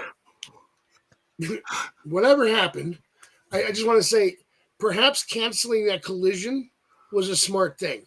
Because if you don't have the audience to fill the venue, you're not going to have the energy that audience would bring. Doing the double holiday shows plays into this as well. You know, you're recording 2 shows in one night. You have a crowd there. Now they don't have to worry about selling tickets at another date that may not sell to keep the energy. I mean, it's the holiday season. Let's let our workers go home and be with their families. Let's let our fans sit and watch TV at home with their families instead of going, well, I couldn't afford to get tickets for you 5. So I'm like, hey, he's back. Yo, that was creepy. I came back and I'm like, turned my cam back on. I'm like, what the hell? I swear I'm here. I'm alive. I promise. Like, wow, man, you left to take a piss, and like I think you lost a little more than that. Yeah, like either you're really there, or your toilet has some really good pressure, man. Listen, you did a really good John Cena impression. I approve it. 10 out of 10. Thank you. Yeah, right. Yeah, that's the best I've ever seen, man. Best. But you know, we with being in this topic, you know, J-Bone, we've seen what TNA has done with selling out smaller arenas. So does AEW need to take precedence and take notes on what TNA is doing and consolidate? I think they should. You know, it's look, it's just it's a sign of the times. It's, I mean, part of it is, you know, I'm sure they're losing some fans because of just this, that, and the other thing. Times are tight right now, period, you know, everywhere. But you got to take stock in what people are doing with your product. You know, are people, you know, coming to your shows the way they used to? No. So you gotta do something, which I appreciate what he's doing. He's shaking things up. He's bringing in some big names. The Hurt Syndicate with MVP Lashley and Shelton Benjamin. Yeah. I think that's a tremendous move. I love the feud there. Jay White is back. Adam Cole is healthy. I think that's going to help a lot. You know, bringing in some new faces to the women's division here and there. And more to come. The change up with Moxley's faction really shook things up. He's doing all the right things. It's just, you gotta pay attention to what your brand is doing financially, and I think he should go for slightly smaller arenas. You know, do the 5,000 seaters or whatever. There's plenty of them out there. You just gotta find them and book them. And you know, I mean, he that's the thing. I'm confident that for Full Gear, that they're going to have a good audience for that. I haven't looked at ticket sales, but that's one thing that he always does do pretty much is do great at pay-per-views. And then, you know, you kind of go off of that. You know, you can book the bigger ones for pay-per-views and maybe cut back a little bit on some of the weekly shows as far as, you know, where you're lacking in attendance here and there. Yes. You got to do the math, and someone's got to sit down with TK and reconvene this. You know, I don't think they should be playing, you know, bingo halls by any means, but no, there's ways. Just look at what TNA, like I said, look at what TNA is doing, man. It looks great. It's you know, and it makes people want to be there more when you have a pay-per-view, Baron. I mean, when you have your TV tapings for, Dynamite, Collision, whatever you have the smaller arenas, and people are watching this either there in a 5,000 seat arena or on TV, whatever the case may be. And then you get to the pay-per-views, which they don't have problems selling out the pay-per-views.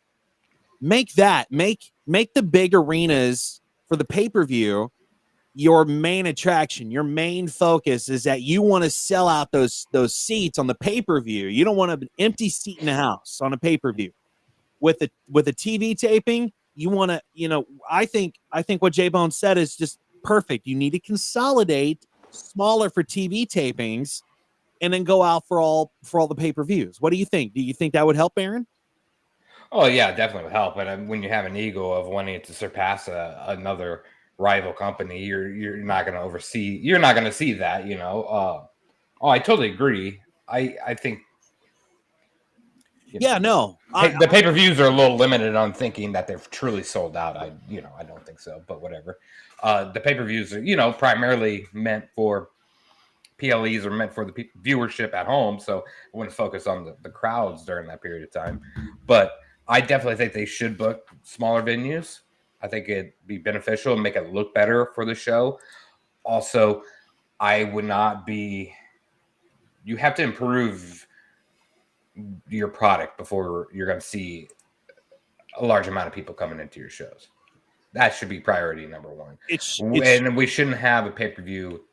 I know I'm probably exaggerating on this, but I feel like they have one every other weekend. So like 2 or a month, basically. At least for me, that's what it feels like, a major show. And I don't feel like there's a lot of time to build anything. But yeah, I think smaller venues would work, but that's never going to happen when you have the amount of money that he has and he's able to get in those venues, Yeah. I agree. I hope that AEW takes notice and they decide that, maybe it's better to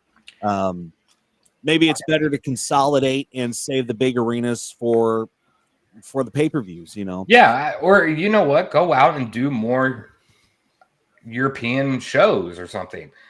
I think that's where they sell out the most and the fastest is outside of the United States. I think maybe they should do some more shows like that, maybe some weekly shows like that. They've had zero problem. They had record sales when they're doing shows in the UK. Yeah, absolutely. And I think they need to focus on getting the crowds back for the TV tapings. Because they're doing okay with the pay-per-views. Let's focus on the TV tapings and see what we can do with getting the crowds, maybe consolidating or downsizing the arenas, and leave that to the big guys, man. You don't have to, we've always said this, man. You don't have to go all in, no pun intended, against WWE. You're not going to compete with the WWE. I don't care who you are. You are just, unless you're the freaking NFL, you are not going to compete with World Wrestling Entertainment on any level. Go after TNA, go after them, or go after NXT, someone smaller who's booking smaller arena shows, and do it like that. And then maybe you can shift your focus on going after the WWE, maybe when you start actually getting some momentum for your company, Listen, they need to stop taking the little pot shots at WWE, because here's what's going to happen if they keep it up.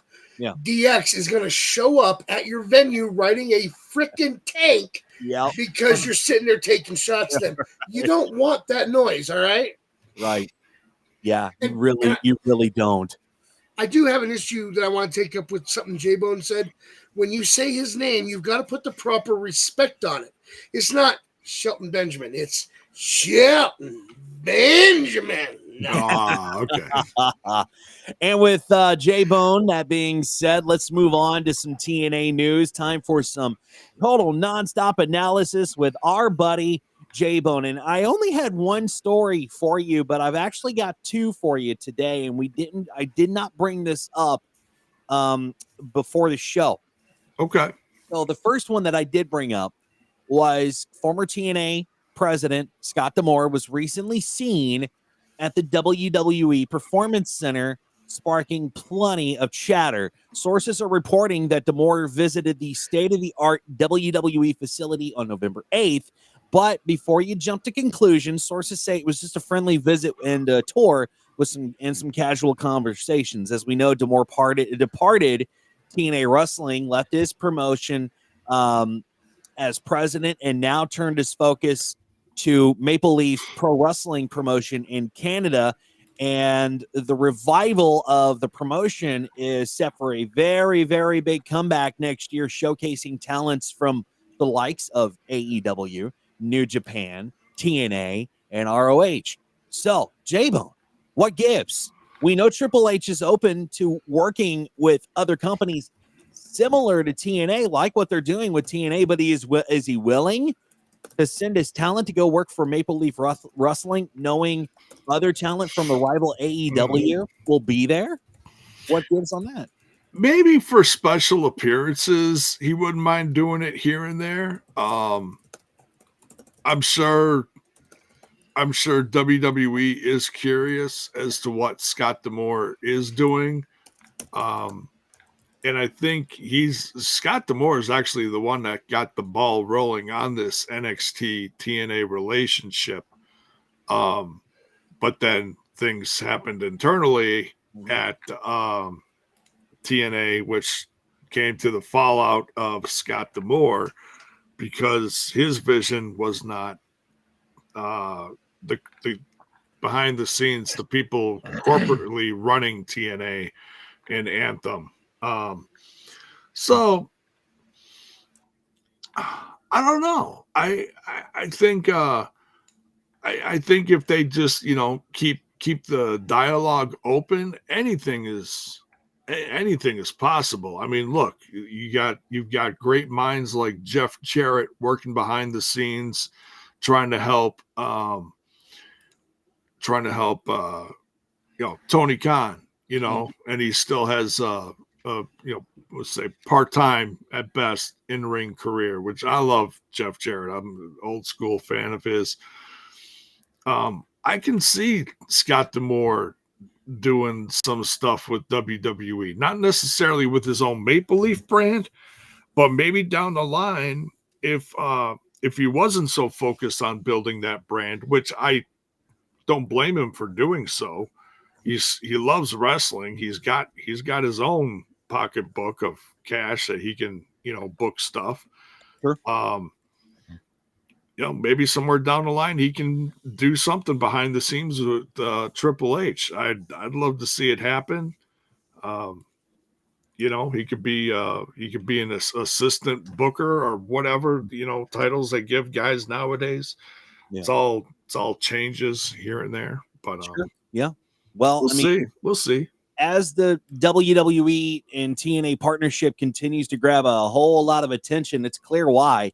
The two promotions frequently swap talent with stars like Tatum Paxley, the Rascals, Joe Hendry, No Catch Quarter Crew making appearances on each other's show. And It's evident their partnership will see even more talent exchange soon, and fans are simply waiting to see who will cross over next. So I think there's a little pause there. It's like it's been a few weeks, and NXT is working on its own thing on the CW network. So they got their own stuff to do, and somewhere down the line, I think they'll reconvene with TNA and give some other kids their chances at going back and forth. Yeah, well, while speaking on That's Wrestling podcast, Steve Maclin was asked about potentially appearing on WWE television as part of TNA's partnership with the company. Maclin didn't rule out appearing in WWE, but stated that he is currently content with his role in TNA. That said, he hinted at maybe making an appearance at the Royal Rumble next year. That would be massive for Steve Maclin. That would be huge. Yeah, that would. Right now, Steve Maclin's kind of. There's a big question mark right now with Steve Maclin and what's going on with him in TNA. There's a new storyline with him that we saw is starting to show its to rear its head on. It was we saw on TV this week. we don't know what's going on with Steve Macklin. He's dealing with some internal issues. He's dealing with some past issues, and they're kind of overlapping. I can't wait to see what's going on with him and how this develops. That promo that they put out of him last week in dealing with Eric Young and all of his other military things happening was the best thing on the whole thing. That 6 minutes was the best thing on the whole episode. Don't get me wrong, the wrestling was great. Other feuds are great. But that Steve Macklin thing really has me invested. Yeah. Former world champion, and I can't wait to see where it takes him. Would I like to see him show up on NXT programming and tear some shit up? Hell yeah, man. Yeah. And Max Barron, if you've not seen that, you need to go to YouTube and find it. Just search the Steve Macklin promo TNA from Thursday. It was just absolutely brilliant. Yeah, I watched J-Bone react to it. Does that count? He did. That should make you, if you watched me watch and you saw me do my spiel, which what I just said today was a very abbreviated portion of what I said on Thursday night. Same feeling still. Look, I got goosebumps just thinking about it. It was that good. Yeah. But please go check it out if you haven't. It's some amazing editing and how they did it, and it makes you go, whoa, man, what are they doing with him? It's really good. And apparently Steve Macklin's pretty proud of it, because I guess he posted on Twitter putting this together to realistically show the mental and the struggles we face on a daily basis is and always has been a very important piece of my work as a professional wrestler. I hope you enjoy a look into my mind. You really did get to dive into Steve Macklin's mind with that promo and how they incorporated Eric Young, and that was just absolutely brilliant. I applaud the hell out of Steve Macklin, out of Eric Young and TNA for putting that promo together, because it really I was in the chat with you, J-Bone, on TNI, on the TNI channel, and I said this has everything to do with PTSD, everything to do with what combat vets go through with PTSD. If you don't think PTSD is real, oh buddy, it's fucking real, and that is the best way to go into somebody's mind is what they did on TNA with Steve Macklin, man. That was just absolutely brilliant. And I encourage you, Baron, Max, go watch it. Go watch it. It's something really, really cool. Well, let's turn our attention over to the big event going on tonight at AEW. It is Full Gear. The pay-per-view is tonight. I believe the pre-show is 5:30 Central. And Max, that would be for Mountain Time what? That is 4:30 in the only time zone that matters, mine. Whatever.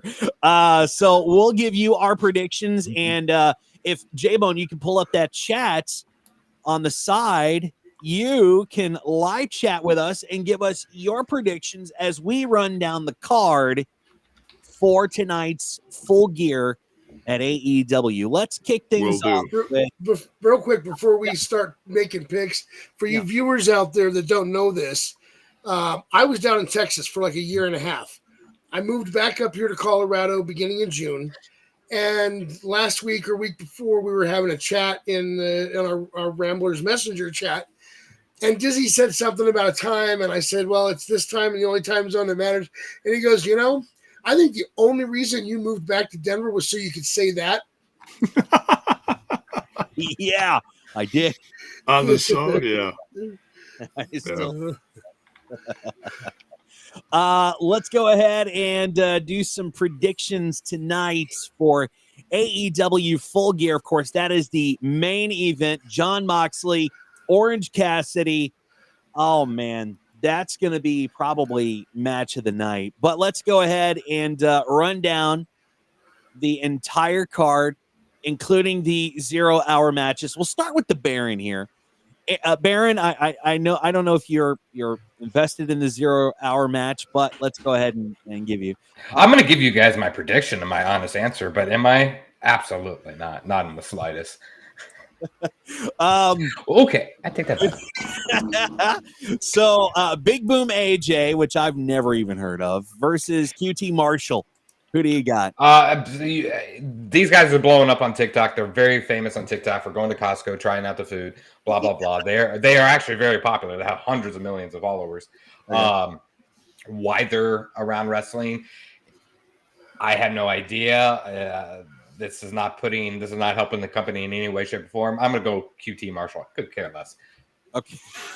Okay, well then. Deonna Purrazzo versus Anna Jay. Baron, who do you have? Anna Jay. Okay. And Jay. Oh! Wow. All right. That's all I gotta say. Wait, That's all I gotta say. Arts, man. Can we try something here? Ooh. I'm gonna show you guys how quickly he answered that. Baron, it's Rhea Ripley versus Liv Morgan. Liv Morgan, yeah. Absolutely. Now you see what I saw when he responded. Yep. Yeah. Wow. That might be with the match I watch on 0 hour. I probably watch preview or probably watch it. How about Buddy Matthews versus Dante Martin versus Komander versus the Beast Mortos in a four-way match, Baron? Buddy Matthews, because that's the only name I know from this. I don't think I've ever even heard of Komander. I've heard of Buddy Matthews and Mortos, but out of all the other names, Yeah, let's move on to the main card, Baron. Hangman Adam Page and Jay White. Who do you got, bud? This will be a good match. I'm gonna go Adam Page though. I'm gonna go with him every match.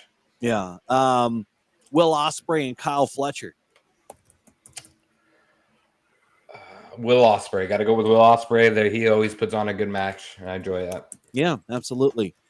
This one is set to be really good. Bobby Lashley and Swerve Strickland. Yeah, I think this will be the match for me of the night that would be invested in. I'm gonna go with Bobby. I'm gonna go with Bobby with this one. Okay, yeah. MJF and Roderick Strong. Well, Adam Cole's playing some part in this match, right? Like something's happening there. So I'm gonna go with MJF. Okay. Konosuke Takeshita versus Ricochet for the AEW International Championship. I don't want it to happen, and I don't feel like it's best, but I do see Ricochet definitely winning this match. I don't want to, but I definitely see him winning. Okay. Real quick, who did you say for MJF versus Roderick? I got MJF. Thank you. Yeah. All right, so we move on to Jack Perry, who is the TNT champion, versus Daniel Garcia. As much as I have my problems with AEW, I do believe they have struck, I wouldn't say gold, but struck on something good. Reminds me of old school, like, don't make the comparison. It's just me throwing a name out there, like an old school kind of like Stone Cold, don't give a fuck kind of thing that Jack Perry's doing, which I do appreciate, and I think it's good. It's one strong point that they have going for the show, but I'm going to go with Jack Perry for sure. Okay. Yeah. Private Party versus the Outrunners and the Kings of the Black Throne, and the Acclaim for the AEW Tag Team Championships. So this should be a clear indication I have missed out on some AEW. I thought the fucking Young Bucks were still champions. No, I'm sorry. No, the Bucks dropped the titles a couple weeks back on Dynamite, and they are out for the foreseeable future due to an injury. Yeah, sure. Yeah, sure. Yeah. Yeah. No, that's legit. They have a legit injury? Yes, they have a legit injury, yeah. Or it wasn't the backlash of the fans saying get the fucking drop the titles. No. The Bucks have been banged up for a while, so it's well good. I'm glad they're gonna get healthy and like rejuvenate themselves because they needed it. I think there's a glitch in this. I'm gonna just drop the chat for now. Okay. I'm not saying that I don't want people chatting. By all means, people keep just giving us your stuff, but the presentation's looking a little wonky. So yeah. Go ahead with your predictions. Let's go with the Kings of Black. Okay. Yeah, and Punk says Malakai and Brody King will win the tag titles. That's why I fell behind, as I was keeping up, putting his answers down when he responded too. Oh yeah. Mercedes Moné versus Kris Statlander for the TBS Championship. Aaron, I see Moné losing the belt here, and I think it will have something to do with Kamel. Let's go with Kris on this one. That's interesting that you say that, because AEW last week on Dynamite, Mercedes was kind of treating Camille like crap. Shit, yeah, exactly. So could it be too early for that? Maybe, but I think we might see something here. So maybe title switch on this would be absolutely nice. That would be nice. And the last match that we have, it's the main event: Jon Moxley versus Orange Cassidy for the AEW World Championship. Come on. He's not dropping this fucking belt to Orange Cassidy. Moxley all day long. Okay. Yeah, I mean, to continue. I mean, he's the hottest thing in AEW, and probably one of the main reasons people focus on that show is because of him. I don't see him dropping, especially the Orange Cassidy. I don't get the hype on that. Do you think there will be some interference though? Oh yeah, 100%. There'll be some shenanigans on this match. Yeah. All right. Let's move to Max, man. Max, let's start with the 0 hour matches. Big Boom AJ versus QT Marshall. Max, who do you got? Here. Let me start by saying, why are we making TikTok stars into pro wrestlers? Well, why are we making stars into pro wrestlers? Clearly, this is going to be a QT Marshall win, unless they are trying to suck up to these guys. But I'm going QT because he's the actual pro wrestler. Okay, yeah. Deonna Purrazzo versus Anna Jay. See how quickly Baron answered is normally I'd be quickly going the opposite direction because I'd have picked Rhea. Love Liv, but I'm preferable to the Goth Mommy. And in this case, Deonna would represent that. But as much as Deonna deserves some screen time and a shine in the ring, I'm going Anna Jay on this. Okay. And for the 4-way, Buddy Matthews versus Dante Martin versus Komander and the Beast Mortos. Well, I think I just made it clear that I'm a huge fan of Mrs. Matthews, so I'm going to go with Mr. Matthews on this one. Okay. Let's move on to the main card here. Hangman Adam Page versus Jay White. There will probably never be a point where I go, I'm rooting against Hangman here. I'm picking Hangman for the win. Okay. Will Ospreay versus Kyle Fletcher. See, this one's a little tougher. I'm a huge fan of the Flippy Do. I'm a huge fan of Flippy Do. I'm going to go with Will on this. Okay. All right. Let's see. We move on to Bobby Lashley versus Swerve Strickland. All right. For me, this is going to depend on when the tag team match takes place. If the tag title match takes place before Bobby versus Swerve, I see the newest member of the Hurt Syndicate getting involved in this match and making sure Bobby Lashley wins. But if they don't split up, I don't see him getting involved until after the tag match. But I'm going to go with Bobby either way because Hurt Syndicate's going to hurt Swerve. Sorry, yeah. Swerve. Yeah, I see that coming. Let's see here. Where are we at? We are at MJF and Roderick Strong. Huge fan of Roddy, don't get me wrong, but MJF is better than you. I'm going with MJF. Nana nana boo boo. Konosuke Takeshita versus Ricochet for the AEW International Championship. Who do you got? Normally, I'd be an asshole and pick the guy whose name you have trouble pronouncing just to make you try and pronounce it again. But I don't see him winning this. He may walk out with the title, but I don't see him winning. I'm going Ricochet.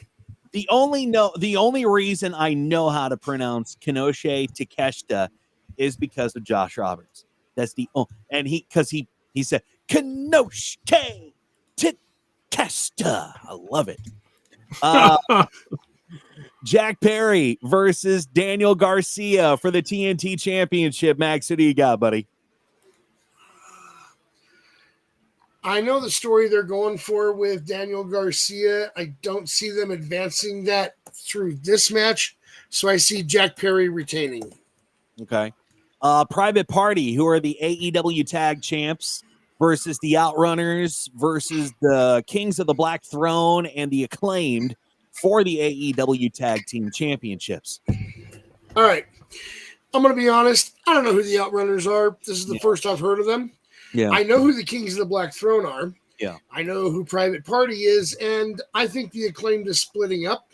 Mm-hmm. So I'm going to go with my broadcast colleagues pick and Chatter Frickin' Punk and say the Kings of the Black Throne on this one. Okay. Oh, you don't know who the Outrunners are, brother? Nope. Oh, just okay. Hang on a second. let me give you a little help with this one. These are the Outrunners. They are one of the hottest up and coming tag teams right now. They are becoming quite popular, and yes, they have a throwback gimmick similar to like kind of how Johnny Swinger did in TNA for a couple years. Mm-hmm. You know, with rats and pizzles and shit like that. These guys they're bonkers and they're so much fun to watch. And one of the few tag teams out there that really is starting to turn some eyes right now. And I love me some tag team wrestling. I've seen these guys a few times. I dig them. Okay. All right. Well, I think we know what J-Bone's going to pick. Mercedes Mone versus Kris Statlander for the TBS Championship. Max, who do you got?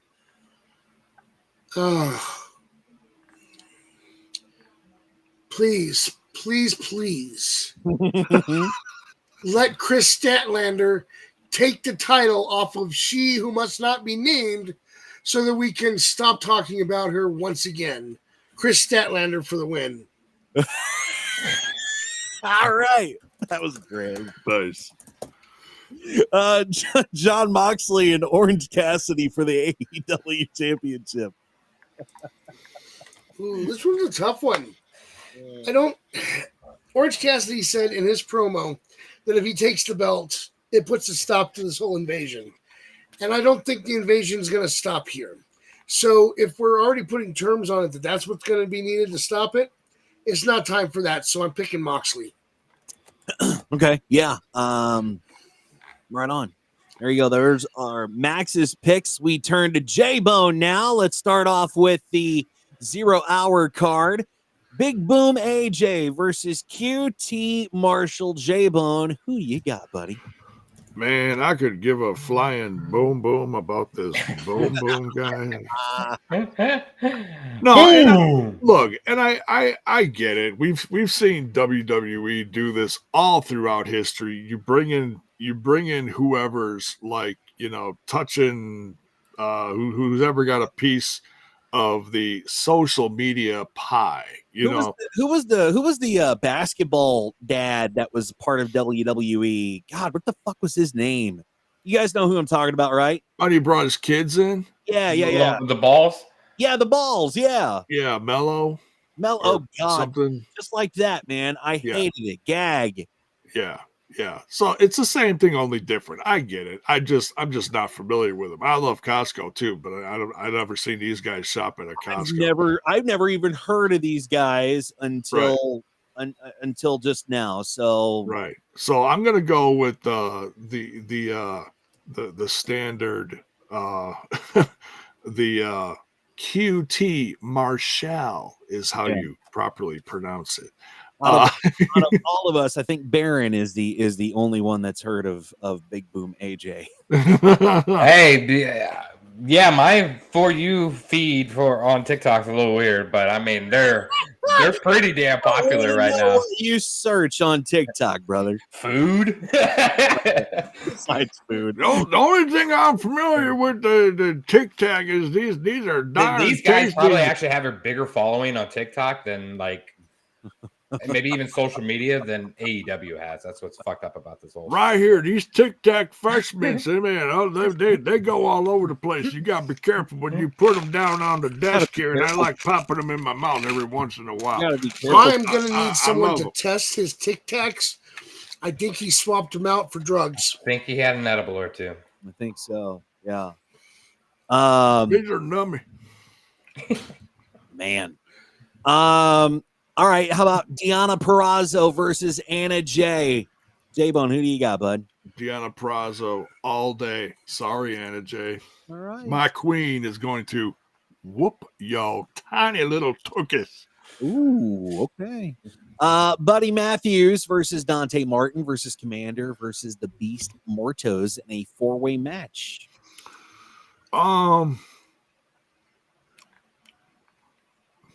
I'm gonna go with Mortos. Man. I gotta say, I do miss him in TNA, formerly known as.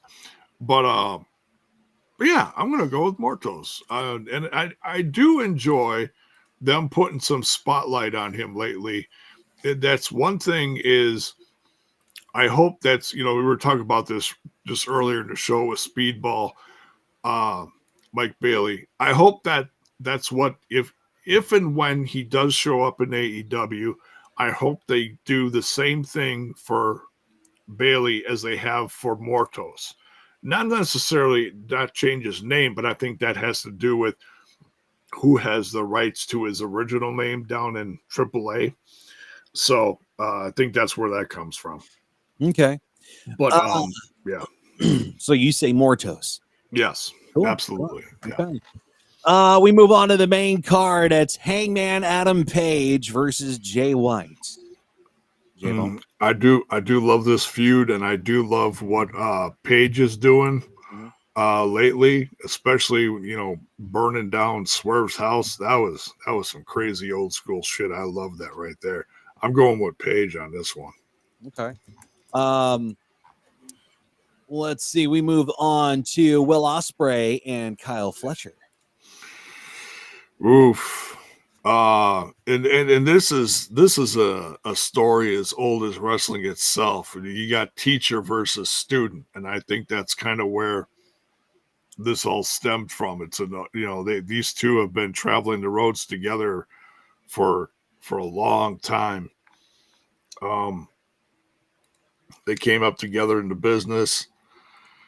And I really think this is going to be one of the best matches on the show because I love me some Will Ospreay, and Kyle Fletcher is really one to watch as well. But I got to go with Will Ospreay is going to teach a student a lesson. I really thought you were going to break into a tale as old as time. The Beauty and the Beast, Jody. Yeah. No, that'd be more for some other match. Right, no kidding. Yeah. Can you imagine that song on some package? Tony Khan. We got November Rain, and I gotta say, I think they did a good job with that. I don't know how the hell they pulled that off, but I dig the promo that they put with it. Yeah, for sure. Well, that's daddy's money. Anyway, Bobby Lashley and Swerve Strickland. Hold on, who do you got? Oh, I'm going with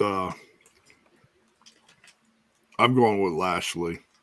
Okay. I love what Tony can. That is another plus Tony Khan has done is brought the whole Hurt business, well, majority of it, or no, they're the former Hurt business. Now they're the Hurt Syndicate. I think that's what it was. Yes, the Hurt Syndicate. Something. And these three together, and I think that group is only going to grow.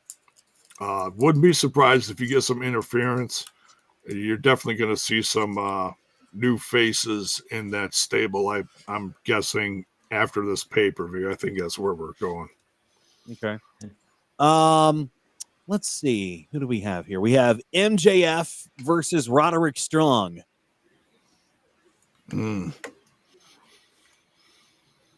Man, I've been a fan of Roddy for a long time. I would love to see him whip MJF's ass, but if I know how Tony Khan is booking this, MJF's going to win this one. Konosuke Takeshita versus Ricochet. Now, is there a title involved in this one or no? There is, yes. They're for the AEW International Championship. Okay, which Takeshita is currently the champ. Okay. Yeah. Oh, that's a tough one because I know they're really solid on pushing Takeshita right now. But Ricochet is doing good things too. Gosh. You know what? I think they're gonna. I think one of my old favorites, Ricochet, is gonna take this one. Okay. How about Jack Perry versus Daniel Garcia for the TNT Championship? J-Bone. I saw the feud for that. I saw the promo for that feud. That looks like that's going to be one of the very good matches on this card as well. I love what they're doing with Daniel Garcia and bringing him up to square off with the young former jungle lover. Oh man, I'm a sucker for an old 80s song, and I still hear that every time I see Jack Perry come out. I'm sorry. Me too. Sorry, Jack. It's gonna take a while, but I do love the new dark image. Yeah.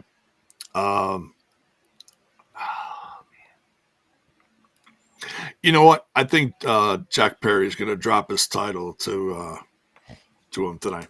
Okay. All right. Private Party, the current AEW Tag Team Champions, versus the Outrunners, Kings of the Black Throne, and the Acclaimed for the titles. Who do you got? I'm going for the Outrunners, man. I'm going for the dark horse there. Okay. Mercedes Mone versus Kris Statlander for the TBS Championship. It's got to be Kris Statlander just whooping that Mone ass. I agree. And John Moxley, who's the current AEW World Champion, he is taking on Orange Cassidy. I know Orange Cassidy has a big win over John Moxley. And that's the one thing that they brought up in this feud is like, hey, I'll beat you once, I'll beat you again. But I don't think Orange Cassidy is going to do it. As much as I'd love to see them put Orange Cassidy up on that pedestal, I don't think it's his time quite yet.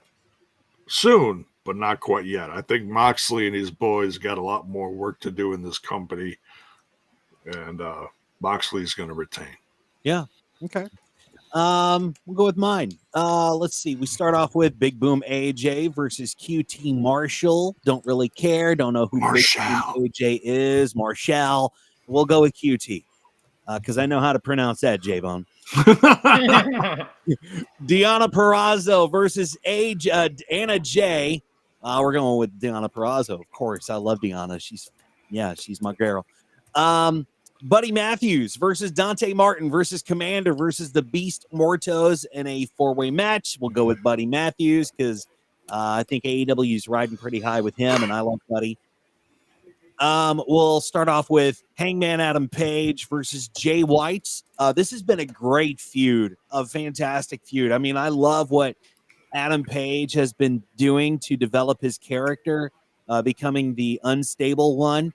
And this whole thing with Jay White has been amazing. So I think we're going to go with Jay White to win this one. Okay. Will Ospreay versus Kyle Fletcher. I'm going to call this match of the night number 1. And again, this has been easily that's match of the night. This has been a really, really interesting feud between two former best friends. It's a story as old as when wrestling even started, when they started doing promos.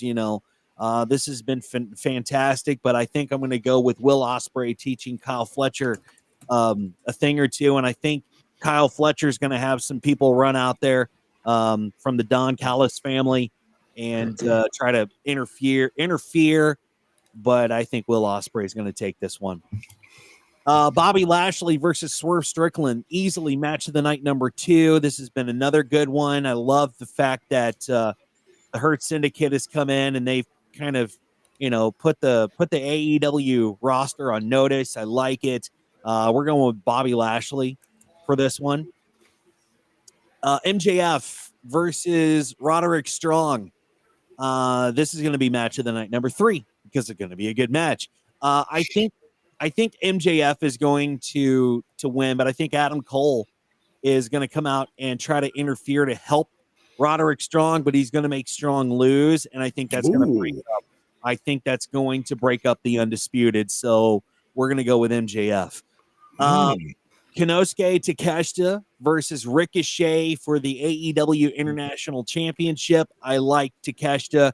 Don't make him drop. He needs to retain, so Takeshita.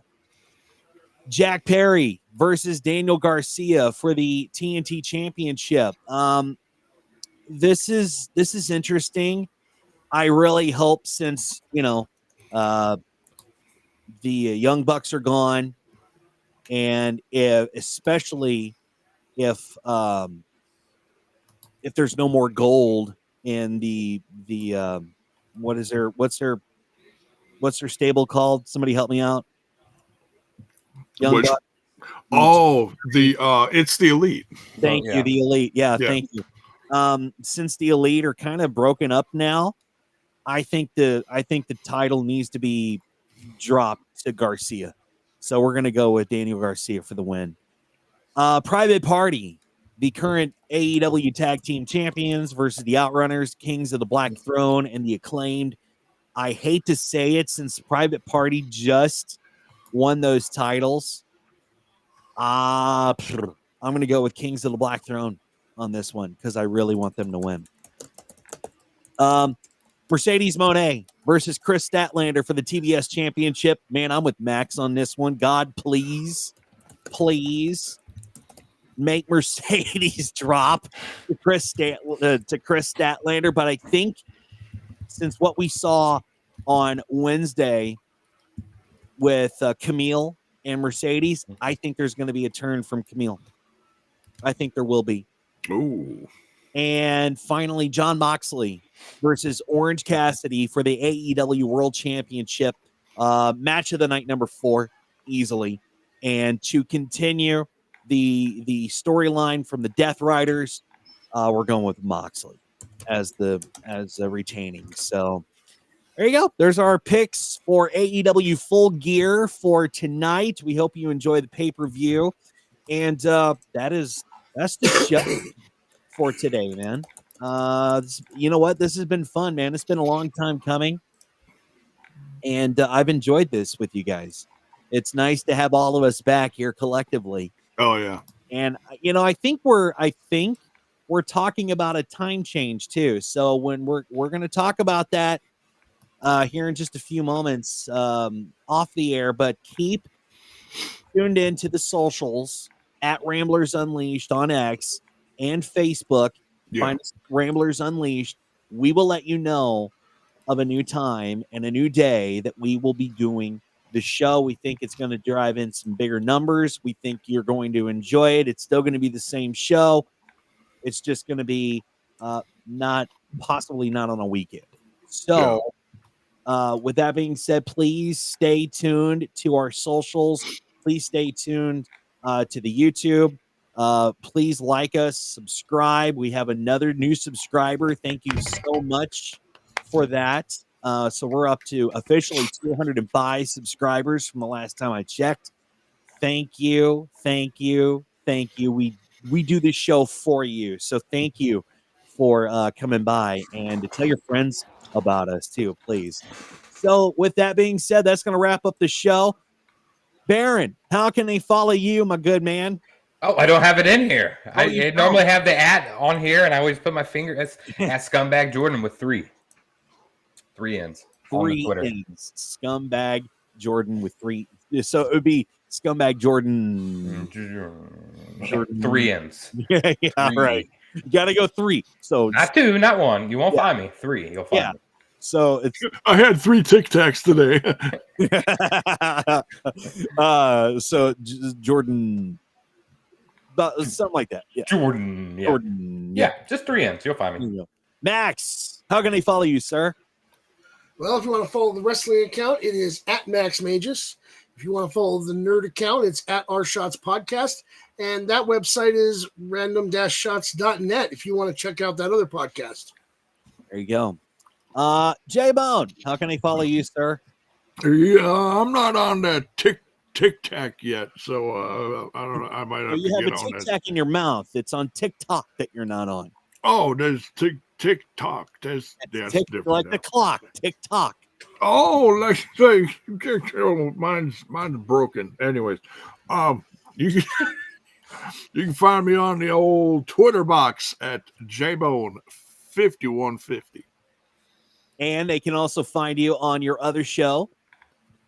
Oh yeah, I got that other show. Yeah, they got the Smash That podcast, and then also that the Total Nonstop Impact. That's TNI for all y'all cool people that use all them abbreviations there.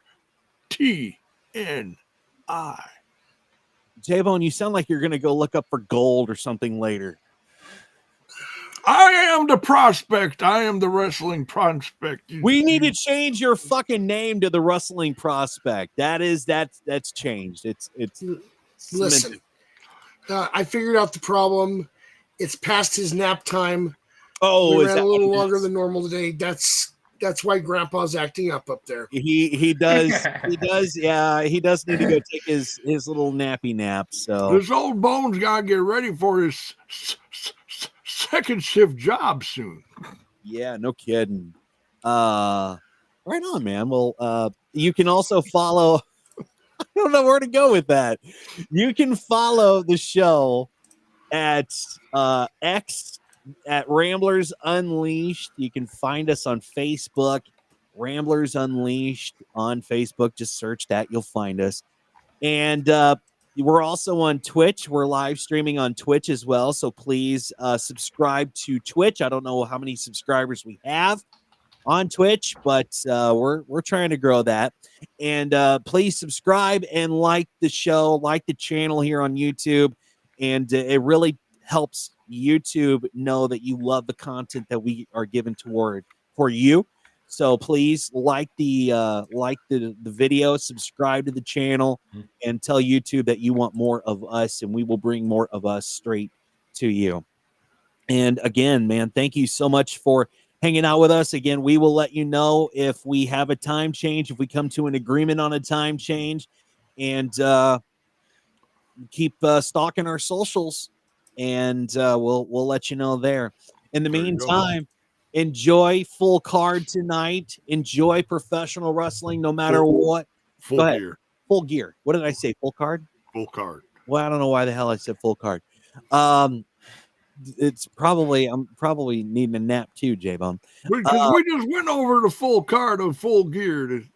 Yes, that's true. Yeah. So enjoy Full Gear tonight, and enjoy professional wrestling, no matter what promotion you enjoy. WWE, TNA, whatever the case may be, enjoy it, love it, live it, and soak it in, because it's a lot of fun. Max, that midget company in the South. If you enjoy them, enjoy that. yeah, whatever you want, man. Whatever you want. We're not gonna hate on you. And until next time, we'll talk. Keep rambling. Woo! Too sweet. Thanks for tuning in to Ramblers Unleashed. Follow the show on social media, subscribe to our YouTube channel, and click the bell icon for notifications of upcoming episodes.